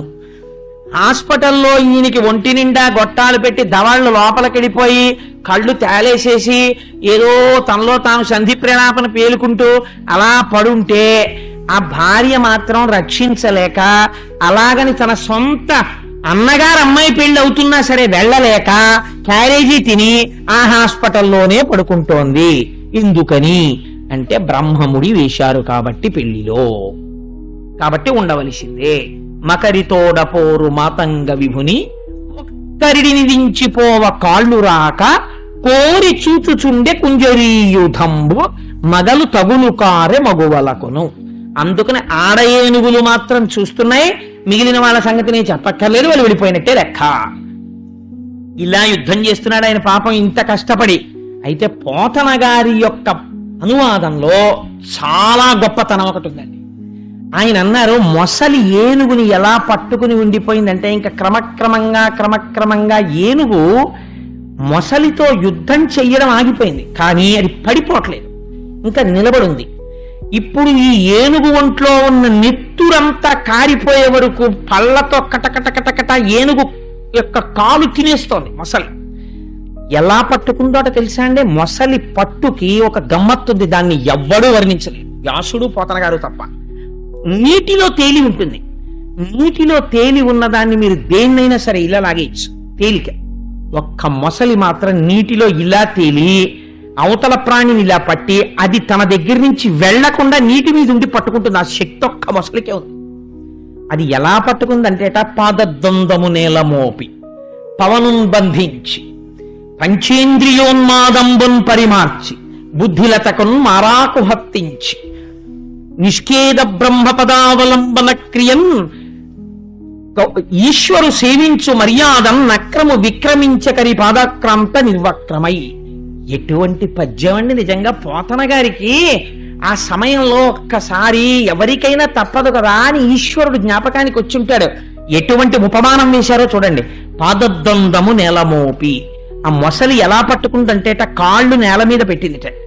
పాదద్వందము నేలమోపి పవనున్ బంధించి, రక్తం తాగుతోంది అందుకని గాలి పీల్చట్లేదు, పవనున్ బంధించి పంచేంద్రియోన్మాదంబున్ పరిమార్చి. ఇలాంటి పని ఎవరు చేస్తారు? యోగి కూడా చేస్తాడు. అంటే కాళ్ళు పట్టుకుని నెత్తురు తాగి కాదు, భూమి మీద కూర్చుని కుంభకం చేసి ఊపిరి నిలబెట్టి ఇంద్రియాల యొక్క అలజడిని అరికట్టి బుద్ధిలతకు మరాకు హత్తించి, ఇప్పటి వరకు లోకమును చూసిన వాడు ఈశ్వరుడి యొక్క పాదములను ధ్యానములో దర్శనము చేస్తూ గట్టిగా పాదాలు పట్టుకుని ఉండిపోయినట్టుగా నిష్కేద బ్రహ్మపదావలంబన క్రియన్ వర్తించు యోగీశు మర్యాదం నక్రము విక్రమించ పరికా పాదాక్రాంత నిర్వక్రమై. యోగి పరమేశ్వరుడి పాదాలు ఎలా పట్టుకుంటాడో అలా కదలకుండా మొసలి ఏనుగు యొక్క పాదాన్ని పట్టుకుంది. ఎక్కడి ఉపమానం తీసుకొచ్చి ఎక్కడి ఏనుగు చేశారో చూడండి. ఇది పోతన గారి రచనా వైశిష్ట్యం అంటే. అలా పట్టుకున్నటువంటి ఏనుగు యొక్క ఆ మొసలి యొక్క పట్టు తప్పుకోలేక అప్పుడు ఆ ఏనుగు అనుకుంటుంది, పృథుశక్తిన్ గజమాజలగ్రహముతో పెక్కెండ్లు పోరాడి సంసిధిలంబై తన బలము వైరిలావుంచింతించి మిథ్యామనోరథం బింకేటికి దీని గల్వసరి పోలంజార వాదంచు ఇట్లని పూర్వపుణ్యఫల దివ్య జ్ఞాన సంపత్తితోన్. అయ్యయ్యో, భూమి మీద ఉంటే నాకు బలం, నిష్కారణంగా నీళ్లలోకి ప్రవేశించాను. ఇప్పుడు ఈ నీళ్లలో ప్రవేశించిన తర్వాత నావారని నేను ఎవరిననుకున్నానో వాళ్ళందరూ వెళ్ళిపోయారు. నావారని నమ్మిన సంసారానికి కారణమైన వాళ్ళు ఒడ్డున నిలబడిపోయారు. ఒక్కతనే సరోవరంలో నిలబడిపోయాను. ఇప్పుడు నన్ను రక్షించే వాళ్ళెవరు అని ఆ ఏనుగంటుంది. నేను ఇతపూర్వం నానాయూధ సమూహములకు వనంబులో బహు సన్మానంబును పొంది దశలక్ష కోటి కరణీనాథుండనయ్యుండి మద్దానాంభ పరిపుష్ట చందన లతాంతఛాయలందుండలేక నిరాశ ఇటేల వచ్చిది భయం విట్లోకదే ఈశ్వర అంటుంది. 10 లక్షల కోట్ల మంది భార్యలకి అధినాథున్నా, ఒక అరణ్యంలో ఉన్నటువంటి కొన్ని కోట్ల ఏనుగులకి నేను నాయకున్నా. నేను ఎన్ని దానాలు చేశానో తెలుసా? నేను నాది కాదని చెప్పి చతుర్థీ విభక్తి వేసి దానాలు చేసినప్పుడు పోసినటువంటి నీళ్లకి నమః అని విడిచిపెట్టేసిన నీళ్లకి దానం చేసినప్పుడు ఆ నీటి చేత పెరిగినటువంటి చందనపు వృక్షాల తోట ఒకటి ఏర్పడింది. అంటే ఎన్ని దానాలు చేశాడో చూడండి. ఆ చందనపు వృక్షాలకి తీగలు అల్లుకున్నాయి, పుష్పాల తీగలు. ఆ చందనపు చెట్ల కిందకి వెళ్ళి నిలబడితే చాలా ఎంత చల్లగా ఉంటుందో. ఇన్ని పుణ్యాలు చేసిన వాణ్ణి హాయిగా ఆ చందన వృక్ష లతాంతఛాయలందుండలేక నీరాశ ఇటేల వచ్చిది. అనవసరంగా నేను ఎందుకు వచ్చాను? నింద లేకుండా బొంగిపోదు, 1,000,000 మంది వైద్యులు కూడి వచ్చిన కాని మరణమయ్యడి వ్యాధి మాన్పాలి. అప్పుడు వీడేదో ఏదో ఒక నింద వస్తుంది, ఒక కారణం వస్తుంది. అప్పుడు అనుకుంటాడు, అయ్యో నేను అసలు ఎందుకు వెళ్ళాను అని బాధపడతాడు. అందుకని లతాంతఛాయలందుండలేక నీరాశ ఇటేల వచ్చితి. ఇవాళ నేను దారి మర్చిపోవడం ఏమిటి, రోజూ వెళ్లే సరోవరానికి వెళ్ళకపోవడం ఏమిటి, ఈ సరోవరానికి రావడం ఏమిటి, ఇక్కడికొచ్చి నేను నిలబడితే ఏనుగొచ్చి నన్ను పట్టుకోవడం ఏమిటి, ఈ ఏనుగు పట్టుకుంటే ఇవాళ నేను మరణావస్థని పొందడం ఏమిటి, నన్ను రక్షించే వాళ్ళు ఎవ్వరూ లేరా ప్రపంచంలో అని ఒక ఆలోచన వచ్చింది ఆయనకి. ఈ ఆలోచన రాగానే అప్పుడు జ్ఞాపకానికి వచ్చింది. పోతన గారు అన్నారు, ఇలా అందరికీ జ్ఞాపకం వస్తుందని నువ్వు అనుకుంటున్నావేమో పొరపాటు. అలా ఎందుకు వస్తుందో తెలుసా? అలా జ్ఞాపకం ఈశ్వరుడు ఎందుకు గుర్తొస్తాడో తెలుసా? ఇత పూర్వం తాను చేసిన పుణ్యము పూజ వల్ల జ్ఞాపకం వస్తాడు ఆ స్థితిలో. ఋతుశక్తిన్ గజమాజల గ్రహముతో పెక్కిండ్లు పోరాడి సంశిథిలంబై తనలావు వైరిబలముంచింతించి మిథ్యామనోరథం బింకేటికి దీని గల్వ సరిపోరంజాల రాదంచు. ఇట్లనే పూర్వపుణ్య ఫల దివ్య జ్ఞాన సంపత్తితోన్ పూర్వజన్మలలో చేసుకున్నటువంటి పుణ్యముల వలన ఈనాడు స్మృతిలోకి వచ్చినటువంటి జ్ఞానమునొక దాన్ని ప్రకటన చేయుచున్నది ఏనుగు. ఏమి చేసింది అంటే, దీన్ని సంస్కృతంలో వ్యాస భగవానుడు కొన్ని శ్లోకములను ఇచ్చాడు. ఆ శ్లోకాలకి పెద్దలు ఏం చెప్తారంటే, అన్నిటికన్నా ఇంట్లో అపారమైనటువంటి అశౌచముతో కూడినది ఏది, ఎప్పుడూ కూడా ఏ వస్తువుని పెట్టకూడదేదో తెలుసా అండి? ఎట్టి పరిస్థితులలో దేని మీద కూర్చుని తాగడం కాని తినడం కాని చెయ్యకూడదో, కనీసం దాని మీద పడుకుని మాత్ర కూడా వీలైతే వేసుకోకూడదో ఆ వస్తువునకే మంచమని పేరు. మంచం అనేటటువంటి దాని మీద ఏ పూజనీయమైన వస్తువుని పెట్టకూడదు. ఎవ్వరూ కూడా మంచం మీద కూర్చుని తినడం కాని తాగడం కాని చెయ్యకూడదు.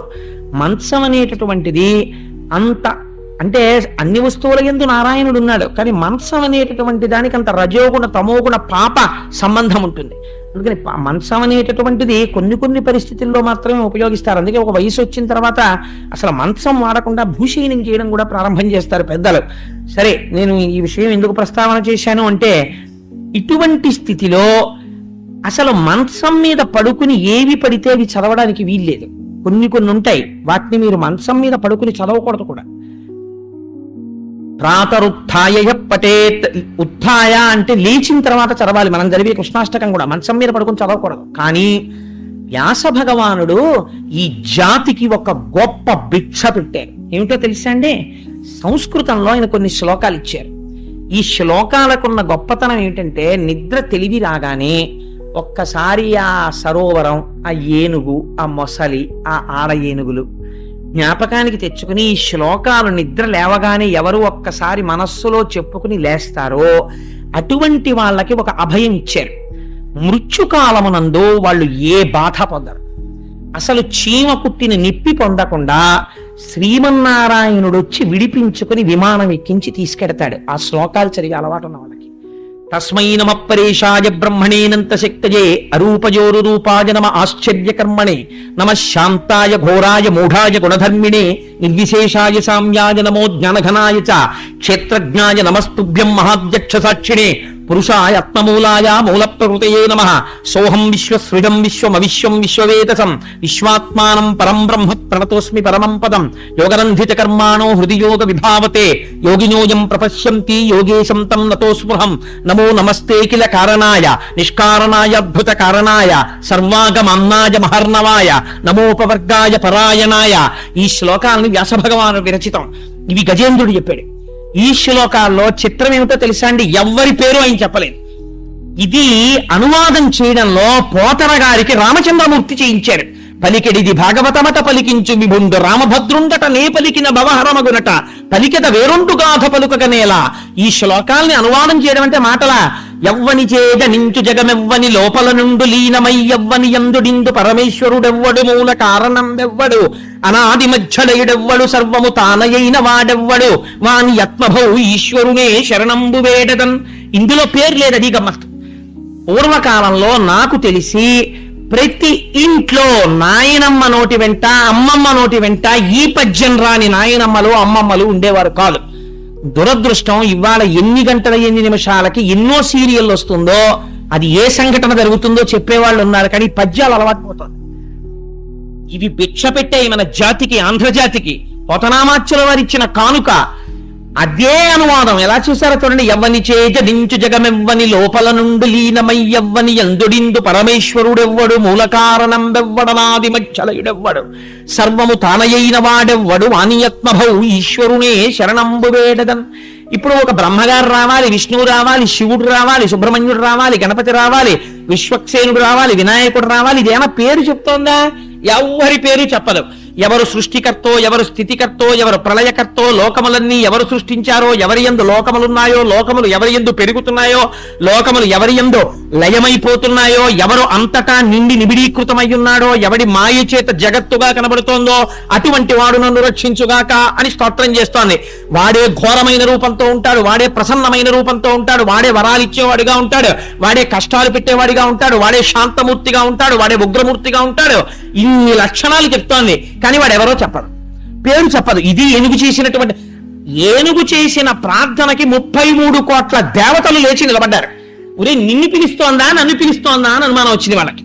వాళ్ళు అన్నారు నా పేరు లేదంటే నా పేరు లేదని కూర్చున్నారు. ఎవరిని పిలుస్తోందిరా మరి అయితే అన్నారు, ఎవరికి అర్థం కాలేదు అని ఒక మాట అందండి, చిత్రమైన మాట. ఇది పోతన గారికి చెల్లు. మొన్న నేను తత్వవిధానంద సరస్వతి మహారాజ్తో ఈ విషయమే ప్రస్తావన చేశా. స్వామి మీరన్న ఇంటెలెక్చువల్ ఫిటీక్ పొందడానికి మా పోతన గారు ఇచ్చినటువంటి చిన్న పద్యం చాలదా అన్నాడు. లోకంబులు లోకేశులు లోకస్తులు తెగిన తుది అలోకంబగు పెంజీకటి కావల యవ్వండేకృతి వెలుగు అతని నే సేవింతున్. ఎప్పుడు సేవిస్తుందిట? నీళ్లలో నిలబడి చచ్చిపోయే ముందు. ఎటువంటి మాట అంటోందో చూడండి. లోకంబులు, ఈ లోకాలు, లోకేశులు, దీన్ని పరిపాలిస్తున్నాం అనుకున్నటువంటి రాజులు దేవతలు, లోకస్తులు, ఈ లోకంలో ఉన్నామనుకున్న వాళ్ళు, తెగిన తుది ప్రళయం వచ్చి ఇవన్నీ ఒకటైపోయి నీరైపోయి ముద్దయిపోయి గాఢాంధకారం కమ్మేస్తే ఈ గాఢాంధకారానికి అవతల అలోకంబగు పింజీకటి కావల యవ్వండేకాకృతి వెలుగు ఒక్కడే, తానొక్కడే పరంజ్యోతి స్వరూపమై వెలిగిపోతున్నాడు. ఇదే మనం దీపం పెడితే చెప్తాను రోజు పూజలో. నతత్ర సూర్యోభాతి నచంద్రతారకం నేమా విద్యుతో భాతి కుతోయమగ్ని తమేవ భాంతమనుభాతి సర్వం తస్య భాషా సర్వమిదం విభాతి అని పసుపో కుంకుమో అక్షతో పువ్వో పెట్టి నమస్కరిస్తాం. ఈశ్వర ఎవరి ముందు సూర్యచంద్రులు కూడా ఇక ప్రకాశించరో అటువంటి ఈశ్వర స్వరూపము ఈ దీపశిఖగా వెలుగుతోంది నా ఇంట్లో. కాబట్టి ఇక్కడ ఈశ్వరుడున్న ఇల్లు, నా ఇంటికి అమంగళం జరగదు, నా ఇంటిని శత్రువులు కొట్టలేరు. కారణం కేవల దీపం పెట్టట్లేదు, నేను ఆ పరంజ్యోతిగా ఈశ్వరుణ్ణి ఇక్కడ నిలబెట్టుకుంటున్నాను. భావనామాత్ర సంతుష్టాయ నమః అని అమ్మవారికి పేరు. మీరు చేసే నమస్కారానికి, మీరు చేసుకునే శోకానుసంధానానికి ఈశ్వరుడు వరాన్ని ఇస్తాడు. తప్పించి మీరు చేసే కర్మ తజ్జడం. దీపం వెలిగించడం కర్మ. నతత్త సూర్యోభాతి నచంద్రతారకం నేమా విద్యుతో భాతి కుతోయమగ్ని అని మీరు చెప్పి నమస్కరించడం భావనామాత్రం చేత పరమాత్మ మీ ఇంట్లోకి వచ్చి నిలబడతాడు. కాబట్టి ఇప్పుడు ఆ ఏనుగంటోంది లోకంబులు లోకేశులు లోకస్తులు తెగిన తుది అలోకంబుకు పింజీకటి కావల యవ్వండేకాకృతి వెలుగు అతని నేసేవింతున్. ఎవ్వడు ఒక్కడై నిలబడిపోతున్నాడో వాడు తప్ప వేరొకటి లేదో, వాడు ఈ లోకాలన్నింటినీ ఒకనాడు ముద్ద చేసేస్తున్నాడో, చీకటి చేసేస్తున్నాడో, నీటితో నింపి ప్రళయం చేస్తున్నాడో వాణ్ణి నేను పిలుస్తున్నాను. ఎవరిని పిలుస్తున్నట్టు అంటే ఇంకో మాట అంది. నర్తకు నిభంగి పెక్కకు మూర్తులతో ఎవ్వడాడు మునులు దివిజులు ఎవని ఎవని స్తుతింపనేరరు ఎవ్వని వర్తనములు ఎరుగనేరరట్టి వాణి స్తుతింతున్. ఎటువంటి మహాపురుషుడైనటువంటి వాడు తానొక్కడే ఉండి, నటుడు కారులో దిగుతాడు, వచ్చి కాసేపు ఏం చేస్తాడు, మంచి యవ్వనంలో హీరో కింద ప్యాంటు షర్టు టై కట్టుకుని టక్ చేసుకుని హీరోయిన్తో పాట పాడతాడు. ఆ హీరోయే మళ్ళీ ఇంకొక అరగంట అయిపోయేటప్పటికి సినిమాలో మీరు ఇలా టైం చూసేటప్పటికి వృద్ధుడైపోయి తెల్లటి జుట్టుతోటి ఉంటాడు. అదే హీరో ఇంకో పావుగంట పోయేటప్పటికి ముష్టాడైపోయి రోడ్డు మీద తిరుగుతుంటాడు. అదే హీరో మీరు ఇంకో అరగంట పోయిన తర్వాత సినిమా అయిపోయే ముందు చూస్తే పిల్లలందరూ ఇంట్లో తరిమేసి ఇంత సంపాదించి వీళ్ళందరికీ ఇది చేస్తే నేను ఇలా అయిపోయానా అని పిచ్చోడైపోయి రోడ్డు మీద తిరుగుతుంటాడు. ఇంకో పావుగంట అయిపోయి మీరు చూసేటప్పటికి ఒక మహాపురుషుడు అయింది కనిపించి తత్వబోధ చేసే ఆయన కూడా ఒక మహర్షి అయిపోయి కనిపిస్తాడు. ఆయనే మీ అందరికీ ఆశీర్వచనం చేసి ఓం శాంతి శాంతి శాంతి శుభం అని సినిమా పడిపోతుంది. ఎవరు చేశాడు ఇవన్నీ? ఒక యాక్టరే. ఇంత చేసిన యాక్టర్ గర్భదరిద్రుల్లో ఉంటే మీరు ఓహ కళ్ళతోడు తీసి ఇలా తుడి చేసుకుంటుంటారు. ఆయనకి కొన్ని కోట్ల ఆస్తుంది, ఆయనేమో గర్భదరిద్రుల్లో నటిస్తున్నాడు. నటన నిజమా? ఆయన నిజ జీవితం నిజమా? నిజ జీవితం నిజం, ఇదేంటి మాయ, ఆడుతున్నాడు అంతే. అలాగా అలా నర్తకుని భంగి ఒక్కడు పెక్కగు మూర్తులతో ఎవ్వడాడు. ఎటువంటి శ్లోకం వేశారండి, ఎటువంటి పద్యం వేశారండి పోతన గారు. ఉన్నదొక్కడే అనేకులుగా కనపడుతున్నవాడెవడో, అలాంటి వాణ్ణి ఎవరూ స్తుతి చెయ్యలేరు, వాడు చేసే పనుల్ని ఎవరు గుర్తుపట్టలేరో, ఎవ్వరూ చెప్పలేరో, అటువంటి వాడు నన్ను రక్షించుగాక. ఎవరు రావాలి, ఎవరు రక్షించాలి, అసలు ఏమిటి ప్రార్థన, మనలో ఎవడెళ్ళాలరా ఇవన్నీ అడుగుతుందో అందరూ లేచి నించున్నారు. ఎవడి ధనస్సు వాడు చూసుకున్నాడు, ఎవడి బాణం వాడు చూసుకున్నాడు. నాకు 4 ముఖాలు ఉన్నాయి, నా గురించి ఏమంటలేదని బ్రహ్మగారు కూర్చున్నారు.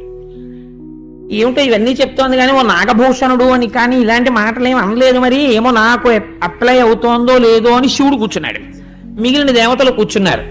చిత్రం ఏమిటో తెలుసా అండి, అలా కూర్చోవడం వెనకాతల ఒక రహస్యం ఉంది కూడా. ఇప్పుడు ఏనుగు అడుగుతున్నది రక్షణ, మొసలిని చంపి రక్షించాలి అంటే రక్షణ చేసేవాడు స్థితికారుడైన వాడై ఉండాలి. స్థితికారుడు శ్రీ మహావిష్ణువు కాబట్టి రక్షణ అంతర్లీనంగా ఉంది అందులో. కాబట్టి అందరూ దేవతలు ఎవరి మానాన వాళ్ళు కూర్చున్నారు. అని మరి ఏమండి మీరు ఇంత చెప్పారు కదా, ఇంత గొప్పగా ఏనుగు స్తోత్రం చేసింది కదా, మరి ఎందుకు రాలేదు భగవంతుడు అంటే, ఆ ఏనుగు ఇన్ని చెప్పినా చివరో మాట అంది. ఈయన కలడందురు పరమయోగి గణముల పాలిన్.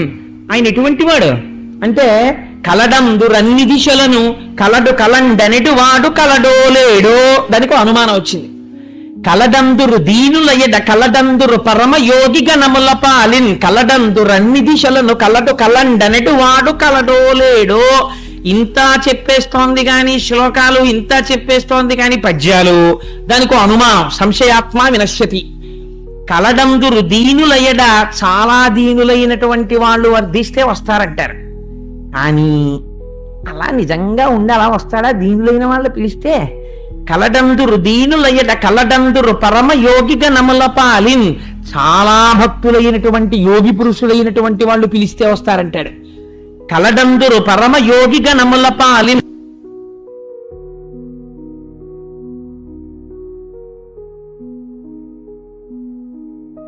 పులానింటి నిబిడీకృతం అయిపోయాడంటారు. అక్కడికక్కడ రాగలరు అంటారు. ఇందుకలడందులేటని సందేహము వలదు చక్రి సర్వోపగతుండ్. ఎందెందు వెదకి చూచిన అందందే కలటు దానవగ్రని వింటే అని నిన్న ప్రహ్లాదుడు చెప్తే, హరి సర్వాకృతులంకలండనుచు ప్రహ్లాదుండు భాషింప ఎందును లేడు లేడనుచు దైత్యుండు తర్జింప. శ్రీనరసింహకృతి దైత్యనచ్యుతుడు నానాజంగమస్థావరోత్కర గర్భంబుల అన్ని దేశముల నుద్దండ ప్రభావంబులన్ సమస్త స్థావర జంగమాత్మకమైన ప్రపంచం నిండిపోయాడు నరసింహమూర్తిని నిన్ననే కదా చెప్పుకున్నాం. అలా అంటారు. ఉన్నాడు ఉన్నాడు అంతటా ఉన్నాడంటారు. అంతర్బహిష్య తత్సర్వం వ్యాప్య నారాయణ స్థిత అంటారు. కానీ అలా వాళ్ళు అంటున్నారు. కానీ అలా అన్నవాడు నిజంగా ఉన్నాడో లేడో, కలడు కలండనెడు వాడు కలడో లేడో అంది. అంటే ఓహో ఇంకా నీకు అనుమానం ఉన్నప్పుడు నేను ఎందుకు రావడం అని ఆయన ఊరుకున్నాడు. దీనికి రామకృష్ణ పరమహంస ఓ చిన్న ఆఖ్యానం చెప్పారు. ఒకసారి వైకుంఠంలో శ్రీమన్నారాయణుడికి కాళ్ళు ఒత్తుతోంది లక్ష్మీదేవి. గభాలన పాన్పు మించి దూకి పరిగెడుతున్నాడు స్వామి. అయ్యో ఎక్కడికైనా అలా వెళ్ళిపోతున్నారు అందావిడ. అంటే నాకు పరమభక్తుడైన వాడు ఉన్నాడు, ఆయన సాకలి బట్టలు ఆరేసుకుంటుంటాడు, ఆయన విరోధులు ఆయన్ని రాళ్లు పెట్టి కొడుతున్నారు, రక్షించడానికి పరిగెడుతున్నాను, మనస్సులో కేశవ నారాయణ అంటూ పరిగెడుతున్నాడు అన్నారు. అని గుమ్మం దాకా వెళ్ళి వెనక్కి వచ్చేసాడు. అదేమండి వచ్చేసారేమండి అని వాడు వెనక్కి తిరిగి రాయేశాడు.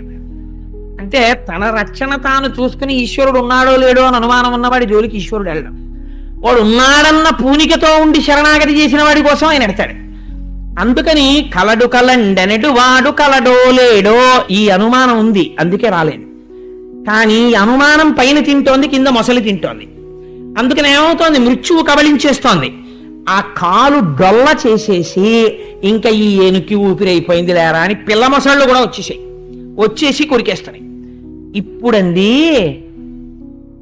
అయ్యా స్వామి కలుగడేనా పాలి కలిమి సందేహింప కలిమిలే ములులేక కలుగువాడు. పోతన గారి పద్యాలు ఏమి పద్యాలండి, అమృత గుళికలు ఆ పద్యాలు, ప్రాణం నాకు. ఈ పోతన గారి పద్యాన్ని ఓ తక్కెట్లో పెట్టి నాకున్న ఐశ్వర్యాన్నంతటినీ ఓ తక్కెట్లో పెడితే నేను ఈ పద్యాన్ని కోరుకుంటాను. ఎంత గొప్ప పద్యం అంటే, కలుగడేనా పాలి కలిమి సందేహింప కలిమిలే ములులేక కలుగువాడు. నా కడ్డబడరాడి నలిన సాధువుల చేబడి సాధువుల కడ్డుబడి వాడు. లీలతో నామరాలింపడే మొరగుల మొరలు రంగుచు తన్ను మొరగువాడు.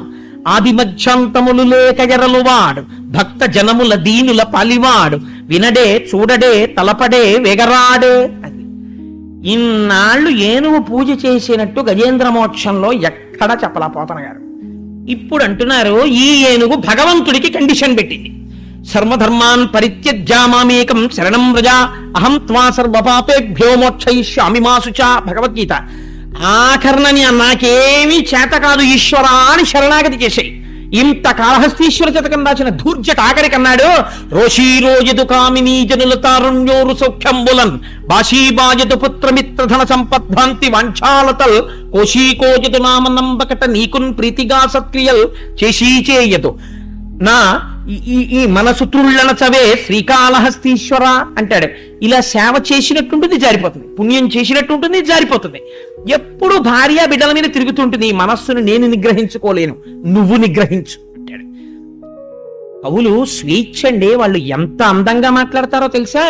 నాకు నిజంగా ధూర్జటి కాళహస్తీశ్వర శతకంలో చాలా ఇష్టమైన పద్యాలు రెండు ఉన్నాయి. ఒకటో పద్యం ఏమిటో తెలుసా అండి, ఈశ్వరుణ్ణి ఇలా నిలదీసేవాడు ఎవడుంటాడండి. పాలున్ బువ్వయు పెట్టదన్ కుడువరా పాపన్న రాయన్నలే లెమ్మన్న అరిటి పండ్లు కొనితే లేకున్నన్ వల్లనంటే తల్లిదండ్రుల పుడే తెచ్చి వాత్సల్య లక్ష్మీ లీలావచనంబులన్ కుడుపరా శ్రీకాళహస్తీశ్వర అంటాడు. ఆయన పెద్ద ఆఫీసర్ గారే. రాత్రి 10ంటికి అలిసిపోయి ఇంటికి వచ్చాడు. వచ్చి అమ్మయ్య అని కోటు చొక్కా విప్పి ఆ హ్యాంగర్కి పెట్టుకుని, అమ్మయ్య ఉసే కాస్త అన్నం పెట్టవే తిని పడుకుంటాను, చాలా అలిసిపోయాను అన్నాడు.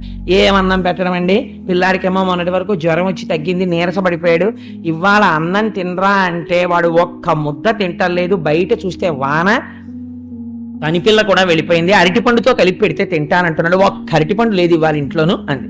ఏమండి బాబు కాస్త ఆ కిల్లి కొట్టుకెళ్ళి అరటిపండు తెచ్చేద్దరు అంది. డ్రైవర్ కూడా వెళ్ళిపోయాడు. కాబట్టి ఏం చేస్తాడు ఈయన, చీకట్లో కొడుకు కనపడలేదు.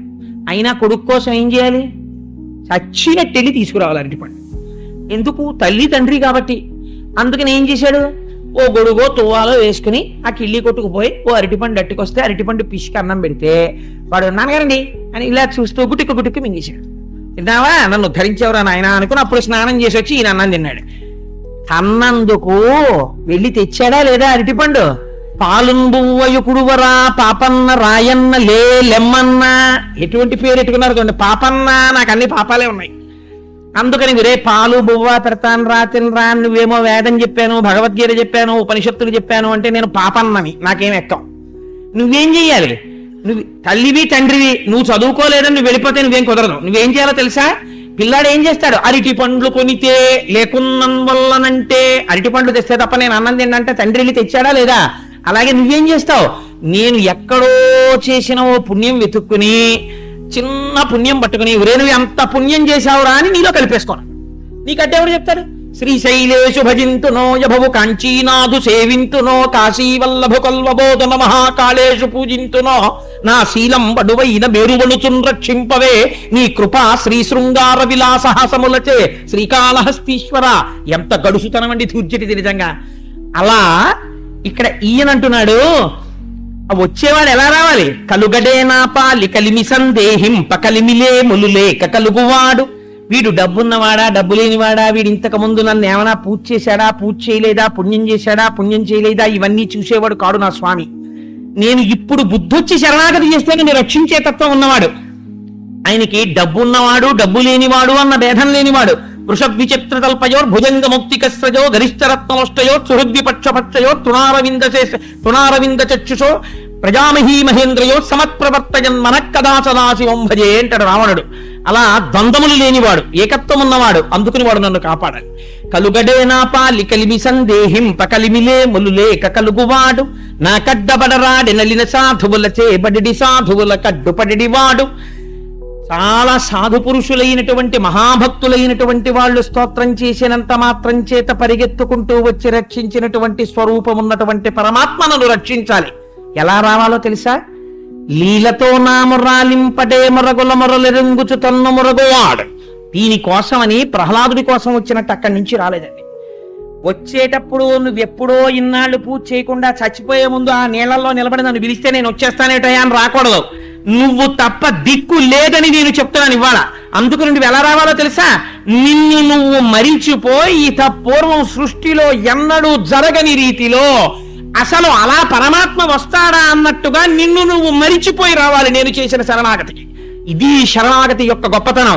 అన్ని విడిచిపెట్టి ఈశ్వరా నువ్వే దిక్కు అన్నవాడిని వాడు ఎంత చేతకాని వాడై నమ్మి ఈ మాట అన్నాడో అంత చేతనైన వాడై ఆయన రక్షిస్తాడు.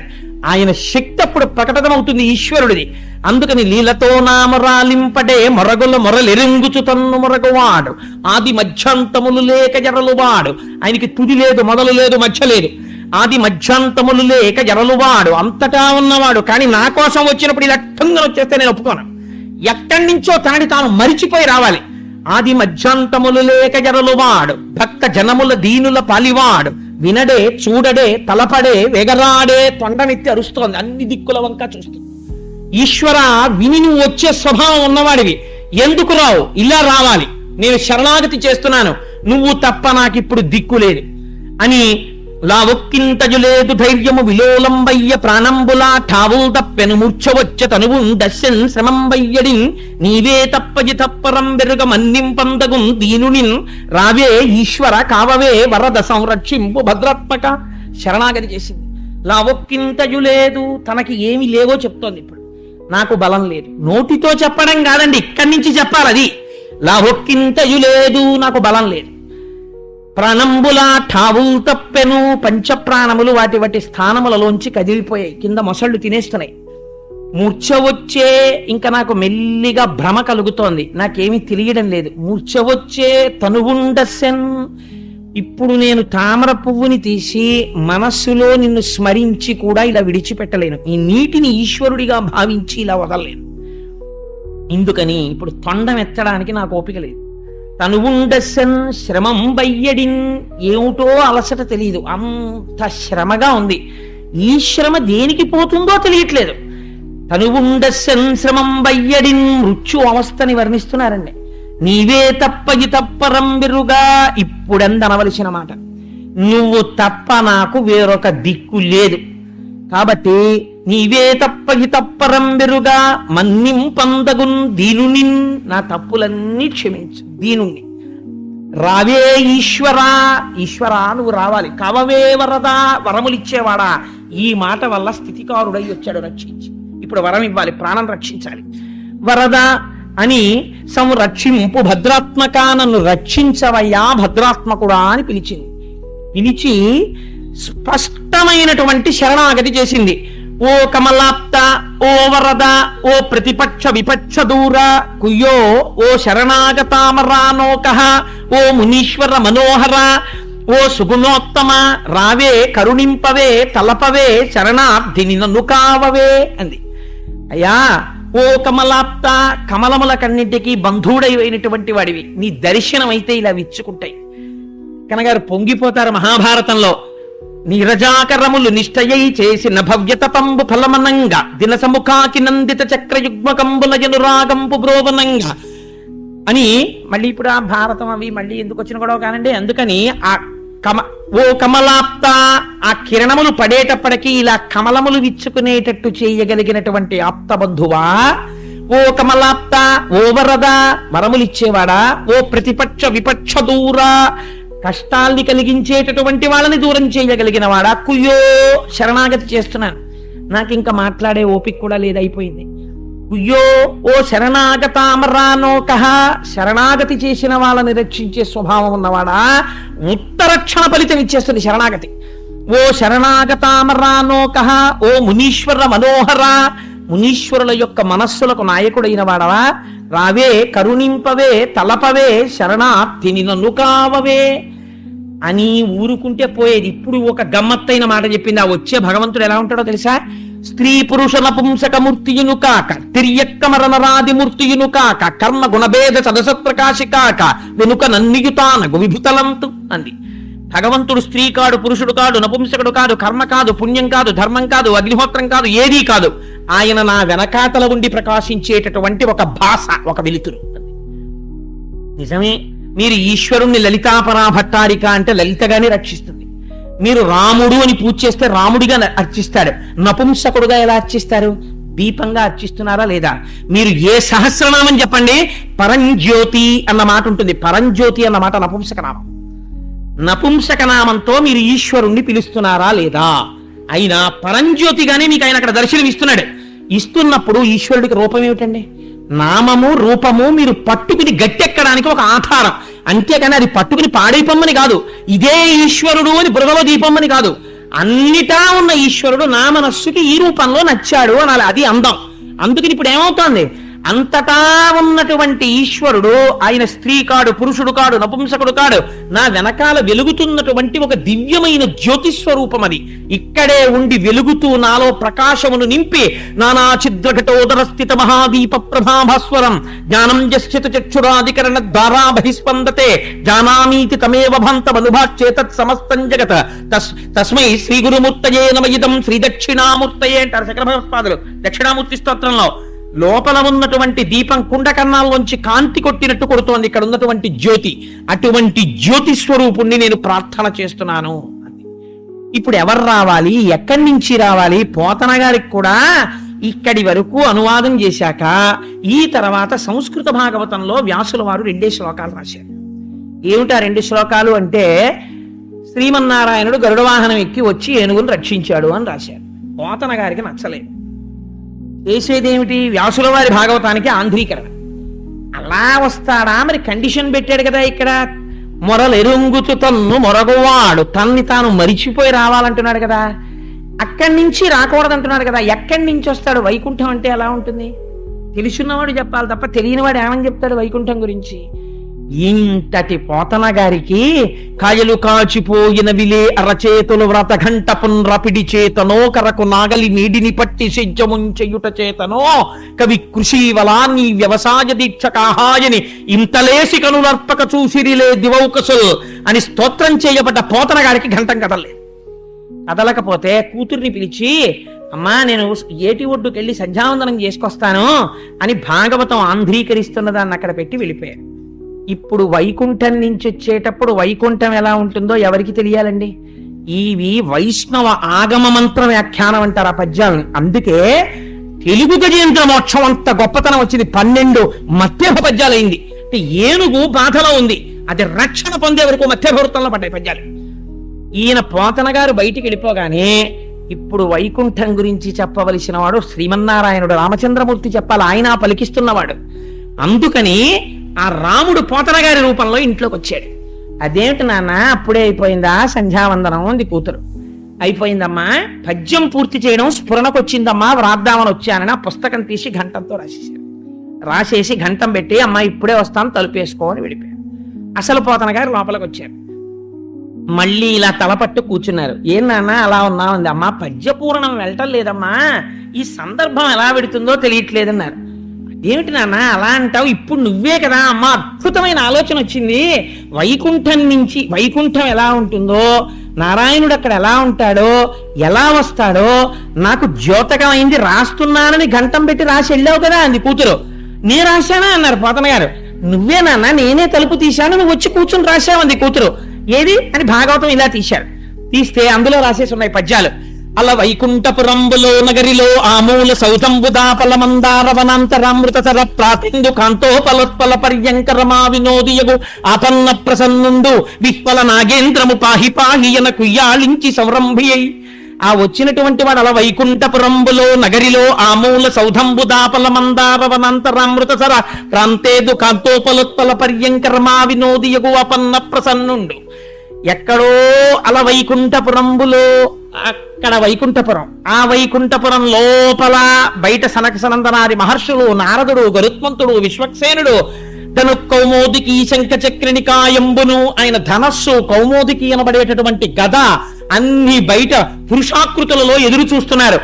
లోపల ఎక్కడో ఆ మూల సౌధంబు దాపల, ఆ లోపల ఒక మూల ఒక పెద్ద అమృత సరోవరం, ఆ అమృత సరోవరం పక్కన చంద్రకాంత శిలలతో నిర్మించబడినటువంటి పర్యంకం, ఆ పర్యంకం మీదంతా అలంకారము చేయబడి పరచబడినటువంటి అరవిరిసిన కమల పూలు, ఆ కలువ పూల మధ్యలో పడుకున్నటువంటి లక్ష్మీదేవి, ఆ లక్ష్మీదేవి పక్కన కూర్చుని ఆవిడ పైట కొంగుని చేత్తో పట్టుకుని వేళ్లకి చుట్టుకుని సంటి పిల్లాళ్ళ ఆడుకుంటున్నటువంటి శ్రీమన్నారాయణుడు.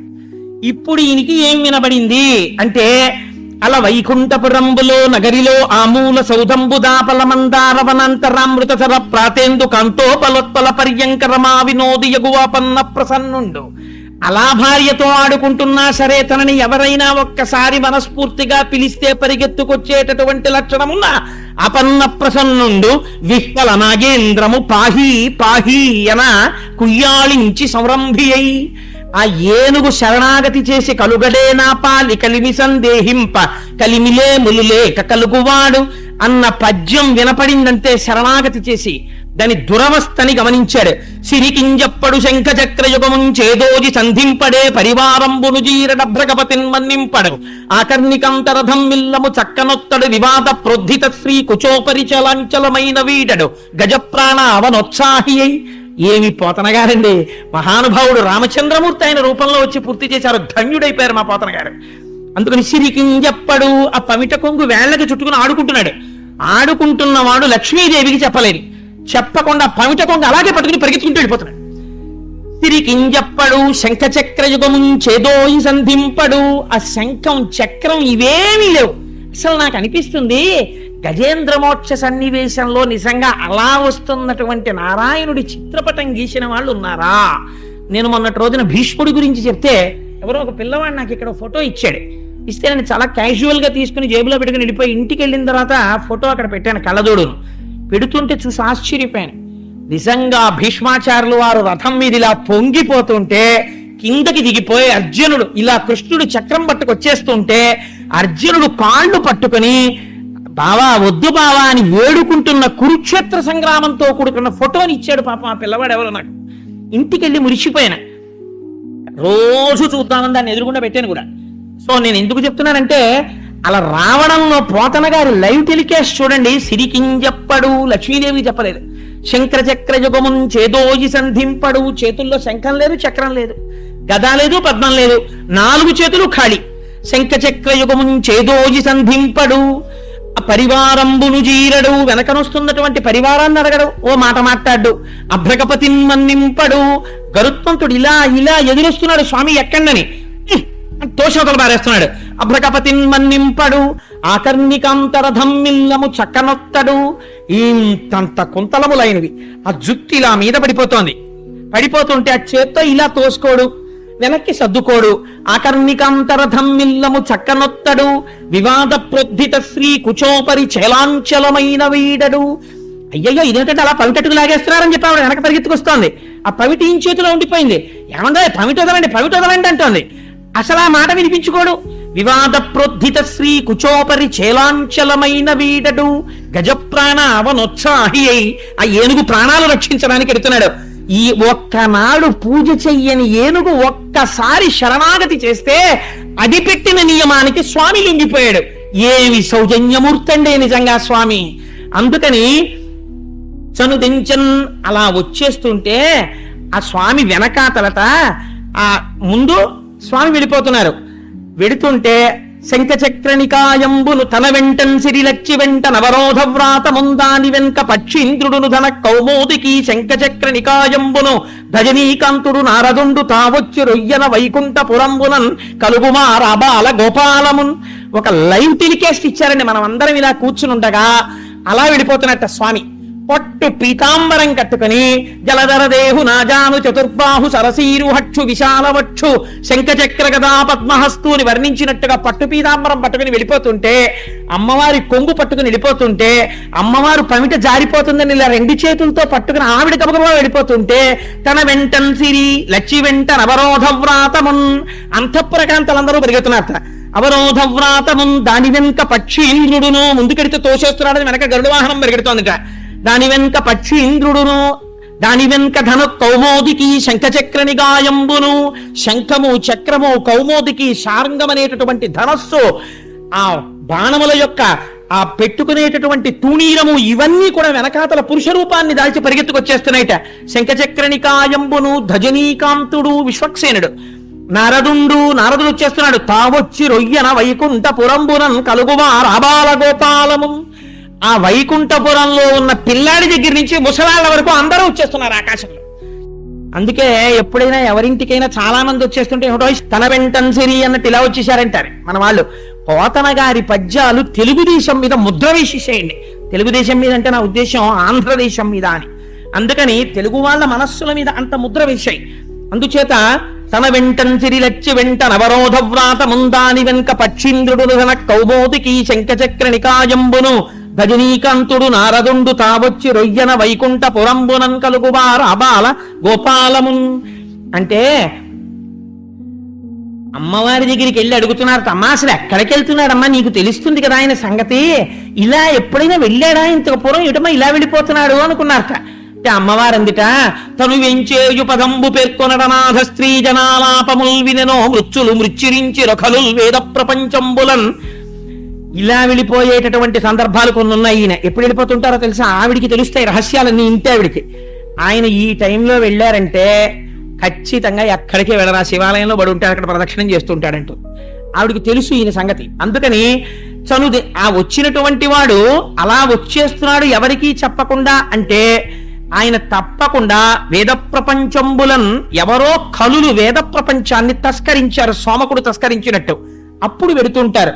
లేకపోతే ఏదైనా సభలలో ఆర్తి చెందినటువంటి కాంతలు గోవిందా అని ప్రార్థన చేస్తే వెడతాడు. అంటే ఏ ఏ సందర్భాల్లో ఇత పూర్వం వెళ్ళాడో స్వామివారు అమ్మ జ్ఞాపకం చేసుకుంటోంది. అందుకని అట్లాంటి సందర్భాల్లో వెడతాడు. భక్తులంకని చక్రాయుధుడేడి తెలుపుడని ధిక్కారించిరో దుర్జనుల్, చిన్న చిన్న పిల్లలైన భక్తుల్ని పట్టుకుని ఏడ్రా ఎక్కడున్నాడు చూపించు పరమాత్మ అని కొంతమంది పెద్దవాళ్ళు ధిక్కరిస్తుంటారు. నిన్ననేగా విన్నాం హిరణ్యకశిపుడు ప్రహ్లాదుడు. అందుచేత తను వేంచేయు పదంబు పేర్కొనడనాథ స్త్రీ జనాలాపముల్ వినినో మృత్యులు మృత్యురించుర ఖలుల్ వేద ప్రపంచంబులన్ ధనుజానీకము దేవతానగరిపై దండెత్తనో భక్తులంగని చక్రాయుధుడేడి తెలుపుడని ధిక్కారించిరో దుర్జనుల్. అందుకని ఇలాంటి సందర్భాలు ఏమైనా వచ్చాయేమో స్వామి అలా పరిగెడుతున్నాడు అందావిడ. కానీ వీళ్ళు ఊరుకుంటారా, అమ్మా ఎక్కడికెడుతున్నాడో అడుగమ్మా, ఎక్కడికెడుతున్నాడో అడుగమ్మా, మేము వెడితే చెప్పట్లేదమ్మా, అడుగమ్మా అడుగమ్మా అంటున్నారు. ఒక పక్కనేమో గబగబా నడిస్తే స్వామివారి కాళ్ళల్లో కాళ్ళు పడిపోయి కింద పడిపోతుంది.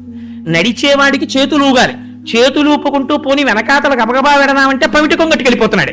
అందుకని రెండు చేతులు పమిట కొంగు అడ్డెట్టుకుంది, ఆ పమిట కొంగు జారిపోకుండాను. అలా వెళ్ళిపోతున్నటువంటి తల్లి నిజంగా అమ్మవారు పడింది ఆ రోజున బాధ. అడిగదన్న కడుబడ్డి జను అడిగిన తన మగడు నుడ్డుబడ్డ నిన్నటయ్య డగున్ వెడ్డబెడ్డ సిడ్డి ముడ్డిద్ద డబ్బడ్డ నడ్డుగిడ్డున్నట్టు గిడ్డదు జడ్డిమన్నట్టు గిడ్డున్న డలన్. పోతనగారి పద్యం కూడా అలాగే పడింది. ఆయన అంటారు, ఆ వెడుతున్నప్పుడు అయ్యవారి కాళ్ళల్లో అమ్మవారి కాళ్ళు పడిపోతూ ఈ అడుగుతున్న వాళ్ళ మాటలకి జవాబులు చెక్కలేక అమ్మవారి అడుగులు తడబడుతూ అయ్యవారి వెనకాతలు నడిచిందిట. ఇదో కష్టం. నిటలాలకములంట నివురుజుం జుమ్మ నిముక సరోజము నిండ ముసురుదేంట్లు. అమ్మవారేమో ఒక పక్క అయ్యవారితో ఇలా చేతులు పెట్టుకుని వెళ్ళిపోతుంటే అమ్మవారి ముఖమండలాన్ని చూసేట. అక్కడ ఉన్నటువంటి పెద్ద పెద్ద తుమ్మెదలు ఉరే ఉరే పద్మాననే, అమ్మవారు చాలా పద్మంలా ఉంటుంది కదా ఆవిడ ముఖం. ఉరే ఎంత పెద్ద పద్మం వస్తోందో, తేనె తాగేద్దాన్ని రందడి తుమ్మెదలన్నీ వచ్చి అమ్మవారి ముఖం మీద వాలిపోయిట. నిటలాలకములంట నివురుజుం జుమ్మ నిముక సరోజము నిండ ముసురుదేంట్లు నలుల నోపక జిల్గ అల్లనల్ల చేరి నయోష్టబింబజ్జుతలుడియనురుకు సుఖములను తోల చక్షుర్మీనములకు మందాకి నీ పాఠీన లోకమిగుచు మీన పంతులు దాట మీతి గతో రాయ శంపాలతలు మింట సరణి కట్టు శంపలను తోల చక్రవాకంబులు కుచయుగంబును చూపి కుచయుగంబును చూసి కొవ్వు చూపు నెలతో మగిలు పిరిది మెరుగు తీవగు పోల జలదువర్ను వెనుక జనెడునప్పుడు అమ్మవారి ముఖం మీద ఆ తుమ్మిదలన్నీ వాలిపోతే అమ్మవారు అయ్యో అయ్యో అయ్యో అయ్యో పద్మం కాదే ఇది లక్ష్మీదేవిని, నా ముఖమే పక్కకి పోండే అని ఎడం చేత్తో పమిట పట్టుకుని కుడి చేత్తో తుమ్మిదల్ని తోలేసిందిట.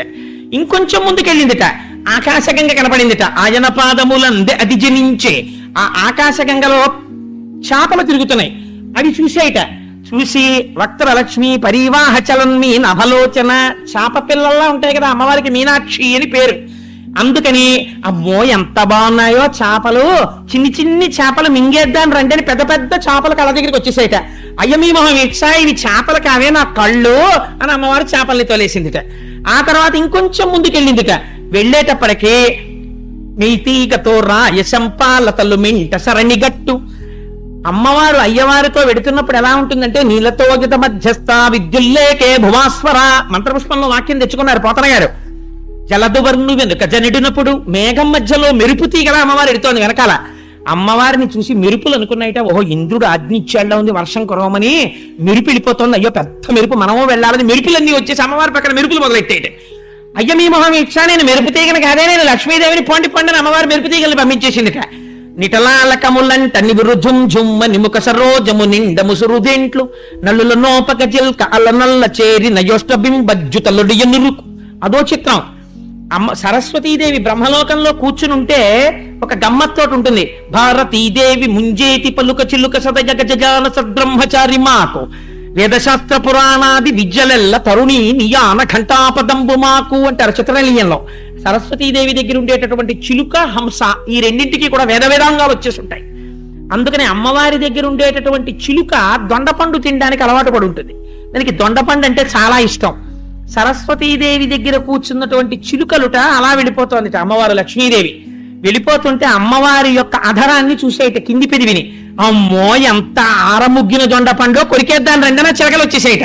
అమ్మవారి చిలకల్ని తోసేసి మీ మొహం ఇట్లా ఇది నా పెదవే అది దొండపండు కాదని చిలుకల్ని తోసేసిందిట.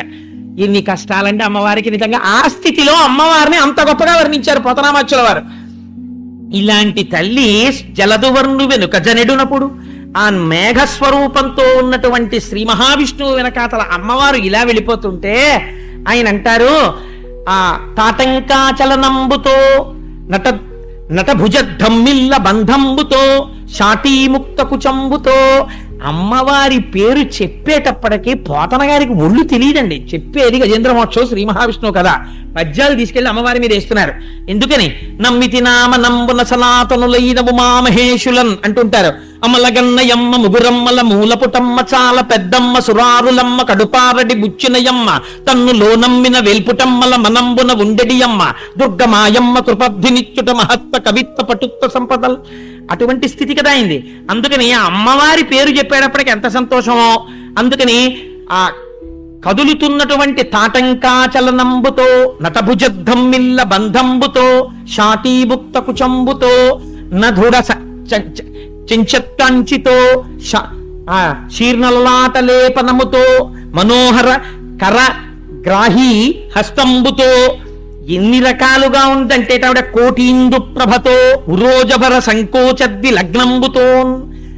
లక్ష్మీదేవిని కళ్ళకి కట్టి చూపించారండి విష్ణు భగవానుడి వెనకాల పెడుతున్న లక్ష్మీదేవి. అమ్మవారు ఎలా ఉందంటేట తాటంకాచలనమ్ముతో. ఆ అమ్మవారి తాటంకాలు ఎన్నడైనా నడిచి వెళ్ళిందా మా తల్లికి? ఆవిడికి ఏం అవసరం? ఆవిడంత గబగబా నడిచి వెళ్ళిపోతూ ఇలా పమిట పట్టుకుని వెళ్ళిపోతుంటే చెవులకు పెట్టుకున్న తాటంకాలు ఇలా ఊగుతున్నాయిట. అవి ఊగుతుంటే అమ్మవారి ఎర్రటి చెక్కిళ్లలో ప్రతిఫలిస్తుంటే స్ఫురద్గండాభోగ ప్రతిఫలిత తాటంక జగులం చతుశ్చక్రం మన్యేతవ ముఖమిదం మన్మదరథం యమారుహ్యద్రుహ్యత్కమనిరమర్కేందు చరణం మహావీరోమార ప్రమదపతయే సంగీతపతే అంటారు సౌందర్యలహరిలో శంకరాచార్యుల వారు. అలా అమ్మవారి యొక్క తాటంకములు ఊగుతున్నాయిట. తాటంకాచలనంబుతో భుజనటద్ధమ్మిల్ల బంధంబుతో. చేతులు ఇలా పెట్టుకుని గబగబా నడవడంలో భుజాలు ఇలా ఇలా కదలడంలో పెద్ద జుట్టుముడి కబరీబంధం ఆవిడిది. ఆ జుట్టు ముడికి భుజాలు ఇలా ఇలా తగలడంలో ఆ బంధం అంతా ఊడిపోయి అమ్మవారి జుట్టు ఒక్కసారి ముడి ఊడిపోయి ఆ పిరుదుల కింద వరకు పెద్ద జడ ఆ కేశపాశం వేలాడుతోందిట. అమ్మవారి జుత్తుని అలా చూస్తే చాలండి, అజ్ఞానం పోతుంది. ధృతోద్భాంతం నస్తులిత దళితేందీవరవనం అంటారు శంకరాచార్యులు వారు. అందుకని అటువంటి కేశపాశంట. అందుకని భుజనటద్ధమ్మిల్ల బంధంబుతో శాటీముక్త కుచంబుతో కట్టుకున్న పట్టుపుట్టం పమిట పక్కకి తొలగిపోయిందిట. శాటీముక్త కుచంబుతో నధృడత్యంచత్కంచితో గట్టిగా పెట్టుకుందిట మొలనూలు, దానికి చిరుగంటలు. అమ్మవారు అడుగు తీసి అడుగు వేస్తుంటే ఆ గంటలు గల్లు గల్లు గల్లు గల్లు అని మోగుతాయి. ఆ శబ్దాలని బట్టి అమ్మవారి పక్కన ఉన్నటువంటి హంసలు ఆ శబ్దాలు వింటూ అటు ఇటు ఊగుతూ అవి నడుస్తుంటాయి. అందుకని వాళ్ళని పరమహంసలు అంటారు. ఉచ్ఛ్వాస నిశ్వాసలో అమ్మవారి దర్శనం చేసేవాళ్ళని. అటువంటి పెట్టుకున్నటువంటి ఆ వడ్డాణం ఊడిపోయి కిందకి జారిపోతోంది. కిందకి జారిపోతున్న వడ్డాణంతో ఇలాంటి లక్ష్మీదేవిని దర్శించిన వాడు ఉన్నారండి మా పోతన గారు తప్ప.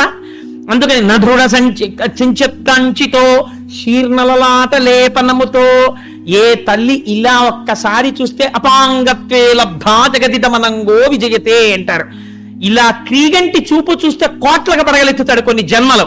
అటువంటి తల్లికి నుదుటి మీద చెమట పట్టిందిట. శీర్ణలలాట లేపనముతో ఆ మనోహరుడైనటువంటి భర్త చేతిలో ఉండిపోయిన పమిట కొంగుతో ఉరోజబర సంకోచద్ది లగ్నంబుతోన్ ఇన్ని బ్రహ్మాండములను పోషించేటటువంటి బరువైన స్తనమండలం ఇంత నడకలేక అలవాట్లేక నడుస్తుంటే నడుము కరకరలాడిపోయిందిట అమ్మవారికి ఆ రోజున. అలా నడిచి వెళ్ళిపోయిందిట. ఇంతలోకే దేవలోకాల్లో ఉన్నవాళ్ళు మనుష్యలోకాల్లో ఉన్నవాళ్ళు ఏదో పనులు చేసుకుందామని బట్టలారేసుకుందామని కాసేపు ఏదో ఆ లైట్ వేసుకుని పెరట్లోకి ఎడదామని వీధిలోకి ఎడదామని మేడెక్కుదామని బయటకు వచ్చిన వాళ్ళు చూస్తున్నారు.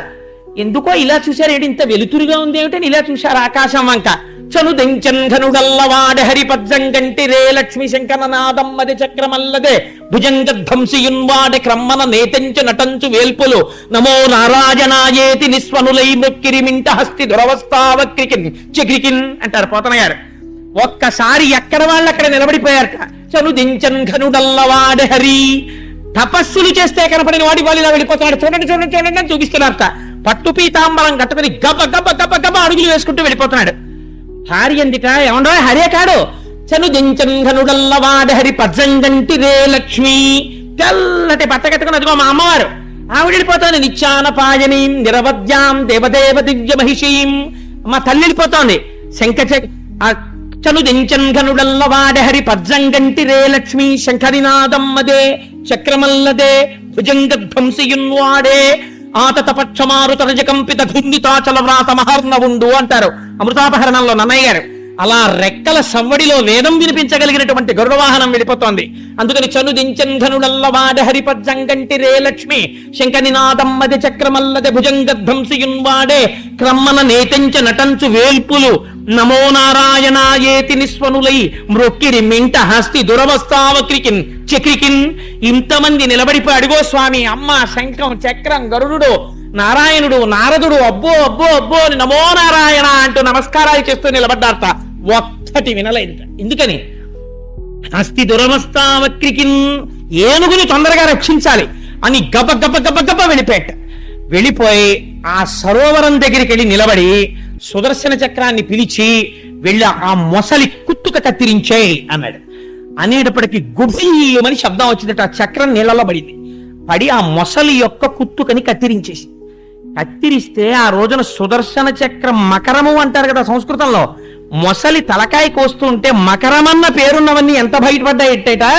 మకరం ఒకటి రవిజచ్చను మకరమ మరి ఒకటి ధనదు మాటునడ్డ అగన్ మకరా లయమునతి రిగెడు మకరంబులు కూర్మ రాసి మరుగునక రిగెన్ అన్నారు పోతన గారు.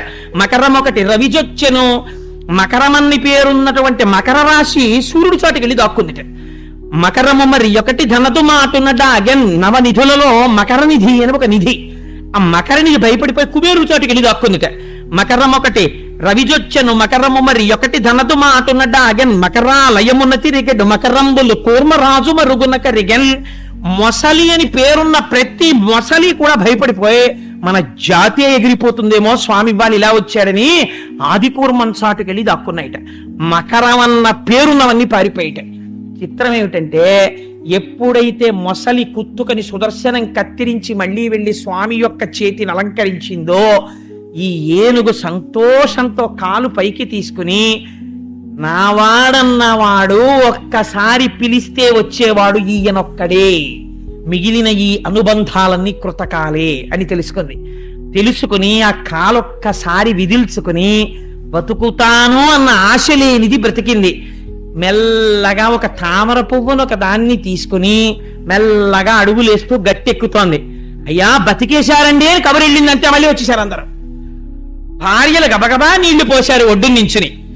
ఇప్పుడుట పూర్వం వెర్రి లేదుట, అందరికీ షేక్ హ్యాండ్ ఇచ్చింది. ఎలాగో తెలుసా అండి, తొండమును తొండముతో కలిపింది అన్నారు పోతన గారు. బయటికి వచ్చి తామర పువ్వుని తీసుకెళ్లి శ్రీమన్నారాయణుడి యొక్క పాదముల మీద పెట్టి కుంభస్థలమును వంచి నమస్కరించిందిట. దానిలో ఉన్నటువంటి జ్యోతి బయలుదేరి శ్రీమన్నారాయణుని యొక్క రూపాన్ని పొందింది. శంఖచక్ర గదా పద్మాలతో పొంది ఆయన పక్కన నిలబడి వైకుంఠానికి వెళ్ళిపోయింది. మొసలి చనిపోయినప్పుడు అందులోంచి ఒక గంధర్వుడు వచ్చాడు. ఆ గంధర్వుడు గంధర్వలోకానికి వెళ్ళాడు. ఈ ఏనుగుకి ఇంత పుణ్యం ఎక్కడి నుంచి వచ్చిందయ్యా, ఎలా పిలిచింది నారాయణుణ్ణి, అది చెప్తే కానీ నేను ఒప్పుకోనన్నారు పరీక్ష. అంటే అప్పుడు ఒకనాడానృపుడచ్యుతున్మనములో నూహించుచున్ మౌనియ్య కలంక స్థితియున్నచో కలచుచుండచ్చోటికిన్ వచ్చి లేవక పూజింపకయున్న మౌనికని నవ్యక్రోధుడై మూఢాలుబ్ధకిరింద్రోత్తమయోని పుట్టుమని శాపం బిచ్చభువల్లభ. ఒకనాడు ఇంద్రజుమ్న మహారాజు గారు ద్రవిడ దేశాన్ని పరిపాలించేవాడు.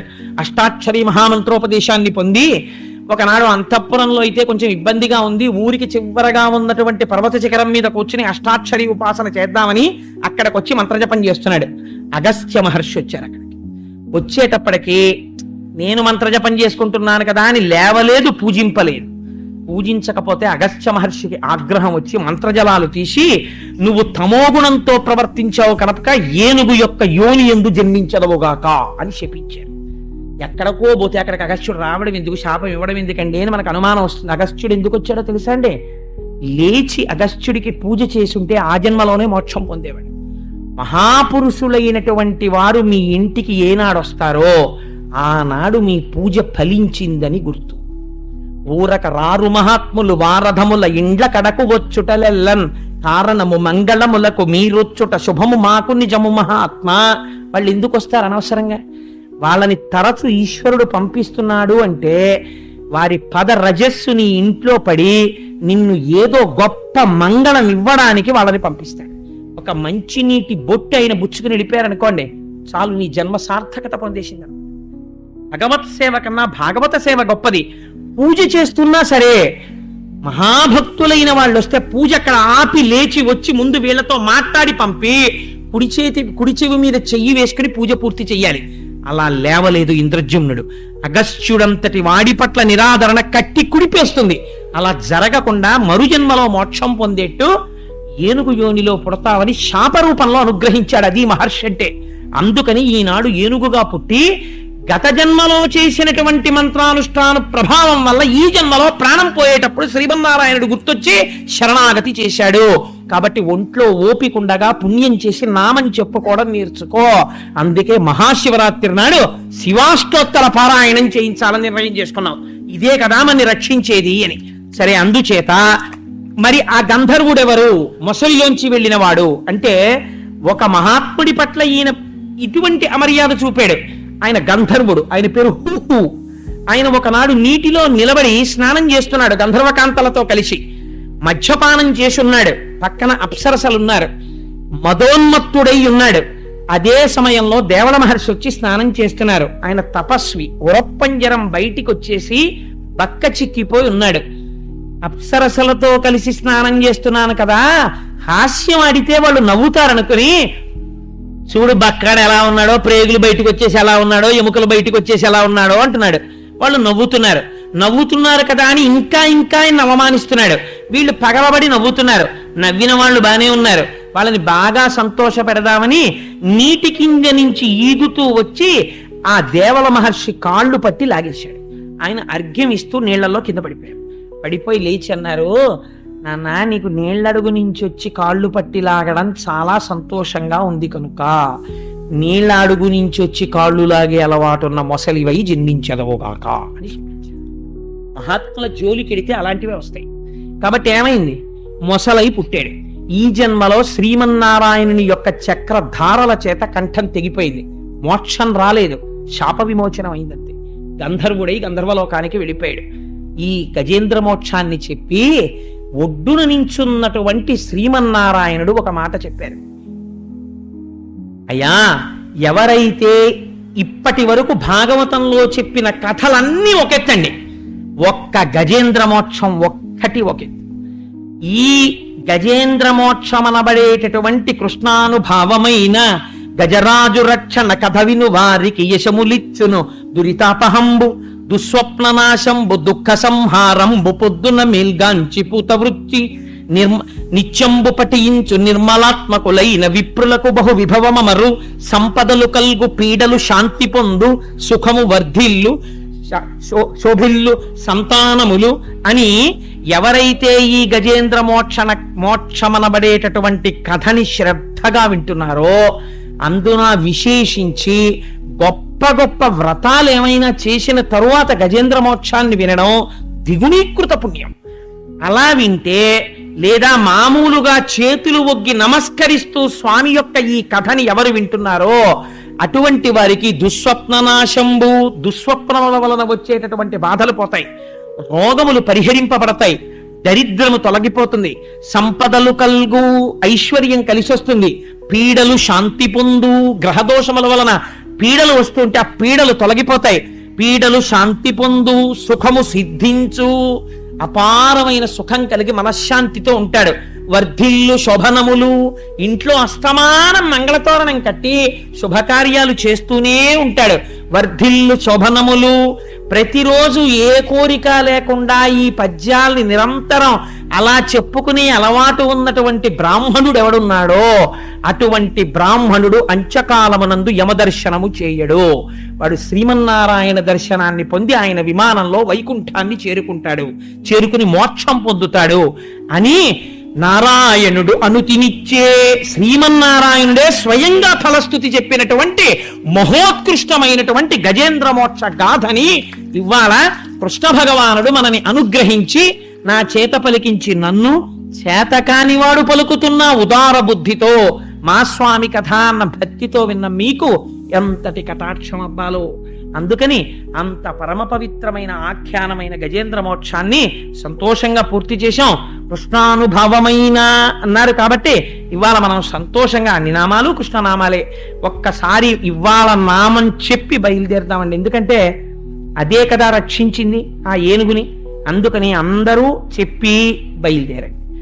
వసుదేవసుతం దేవం వసుదేవసుతం దేవం కంసచాణూరమర్దనం కంసచాణూరమర్దనం దేవకీ పరమానందం దేవకీ పరమానందం కృష్ణం వందే జగద్గురుం కృష్ణం వందే జగద్గురుం అతసీ పుష్ప సంకాశం అతసీ పుష్ప సంకాశం హారనూపురశోభితం హారనూపురశోభితం రత్నకంకణ కేయూరం రత్నకంకణకేయూరం కృష్ణం వందే జగద్గురుం కృష్ణం వందే జగద్గురుం మందారగంధ సంయుక్తం మందారగంధ సంయుక్తం చారుహాసం చతుర్భుజం చారుహాసం చతుర్భుజం పరిహి పింఛావచూడాంగం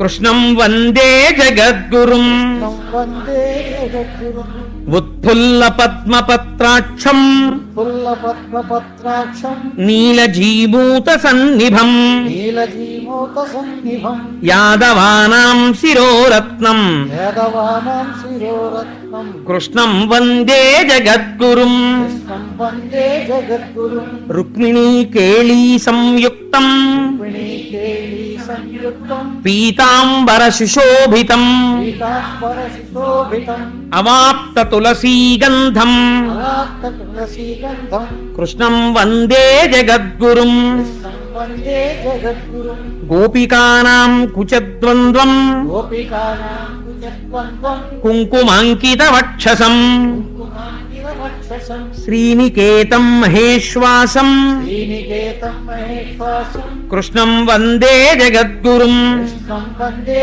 జగద్గురుం శ్రీవత్సాకం మహోరస్కం శ్రీవత్సాకం మహోరస్కం వనమాలా విరాజితం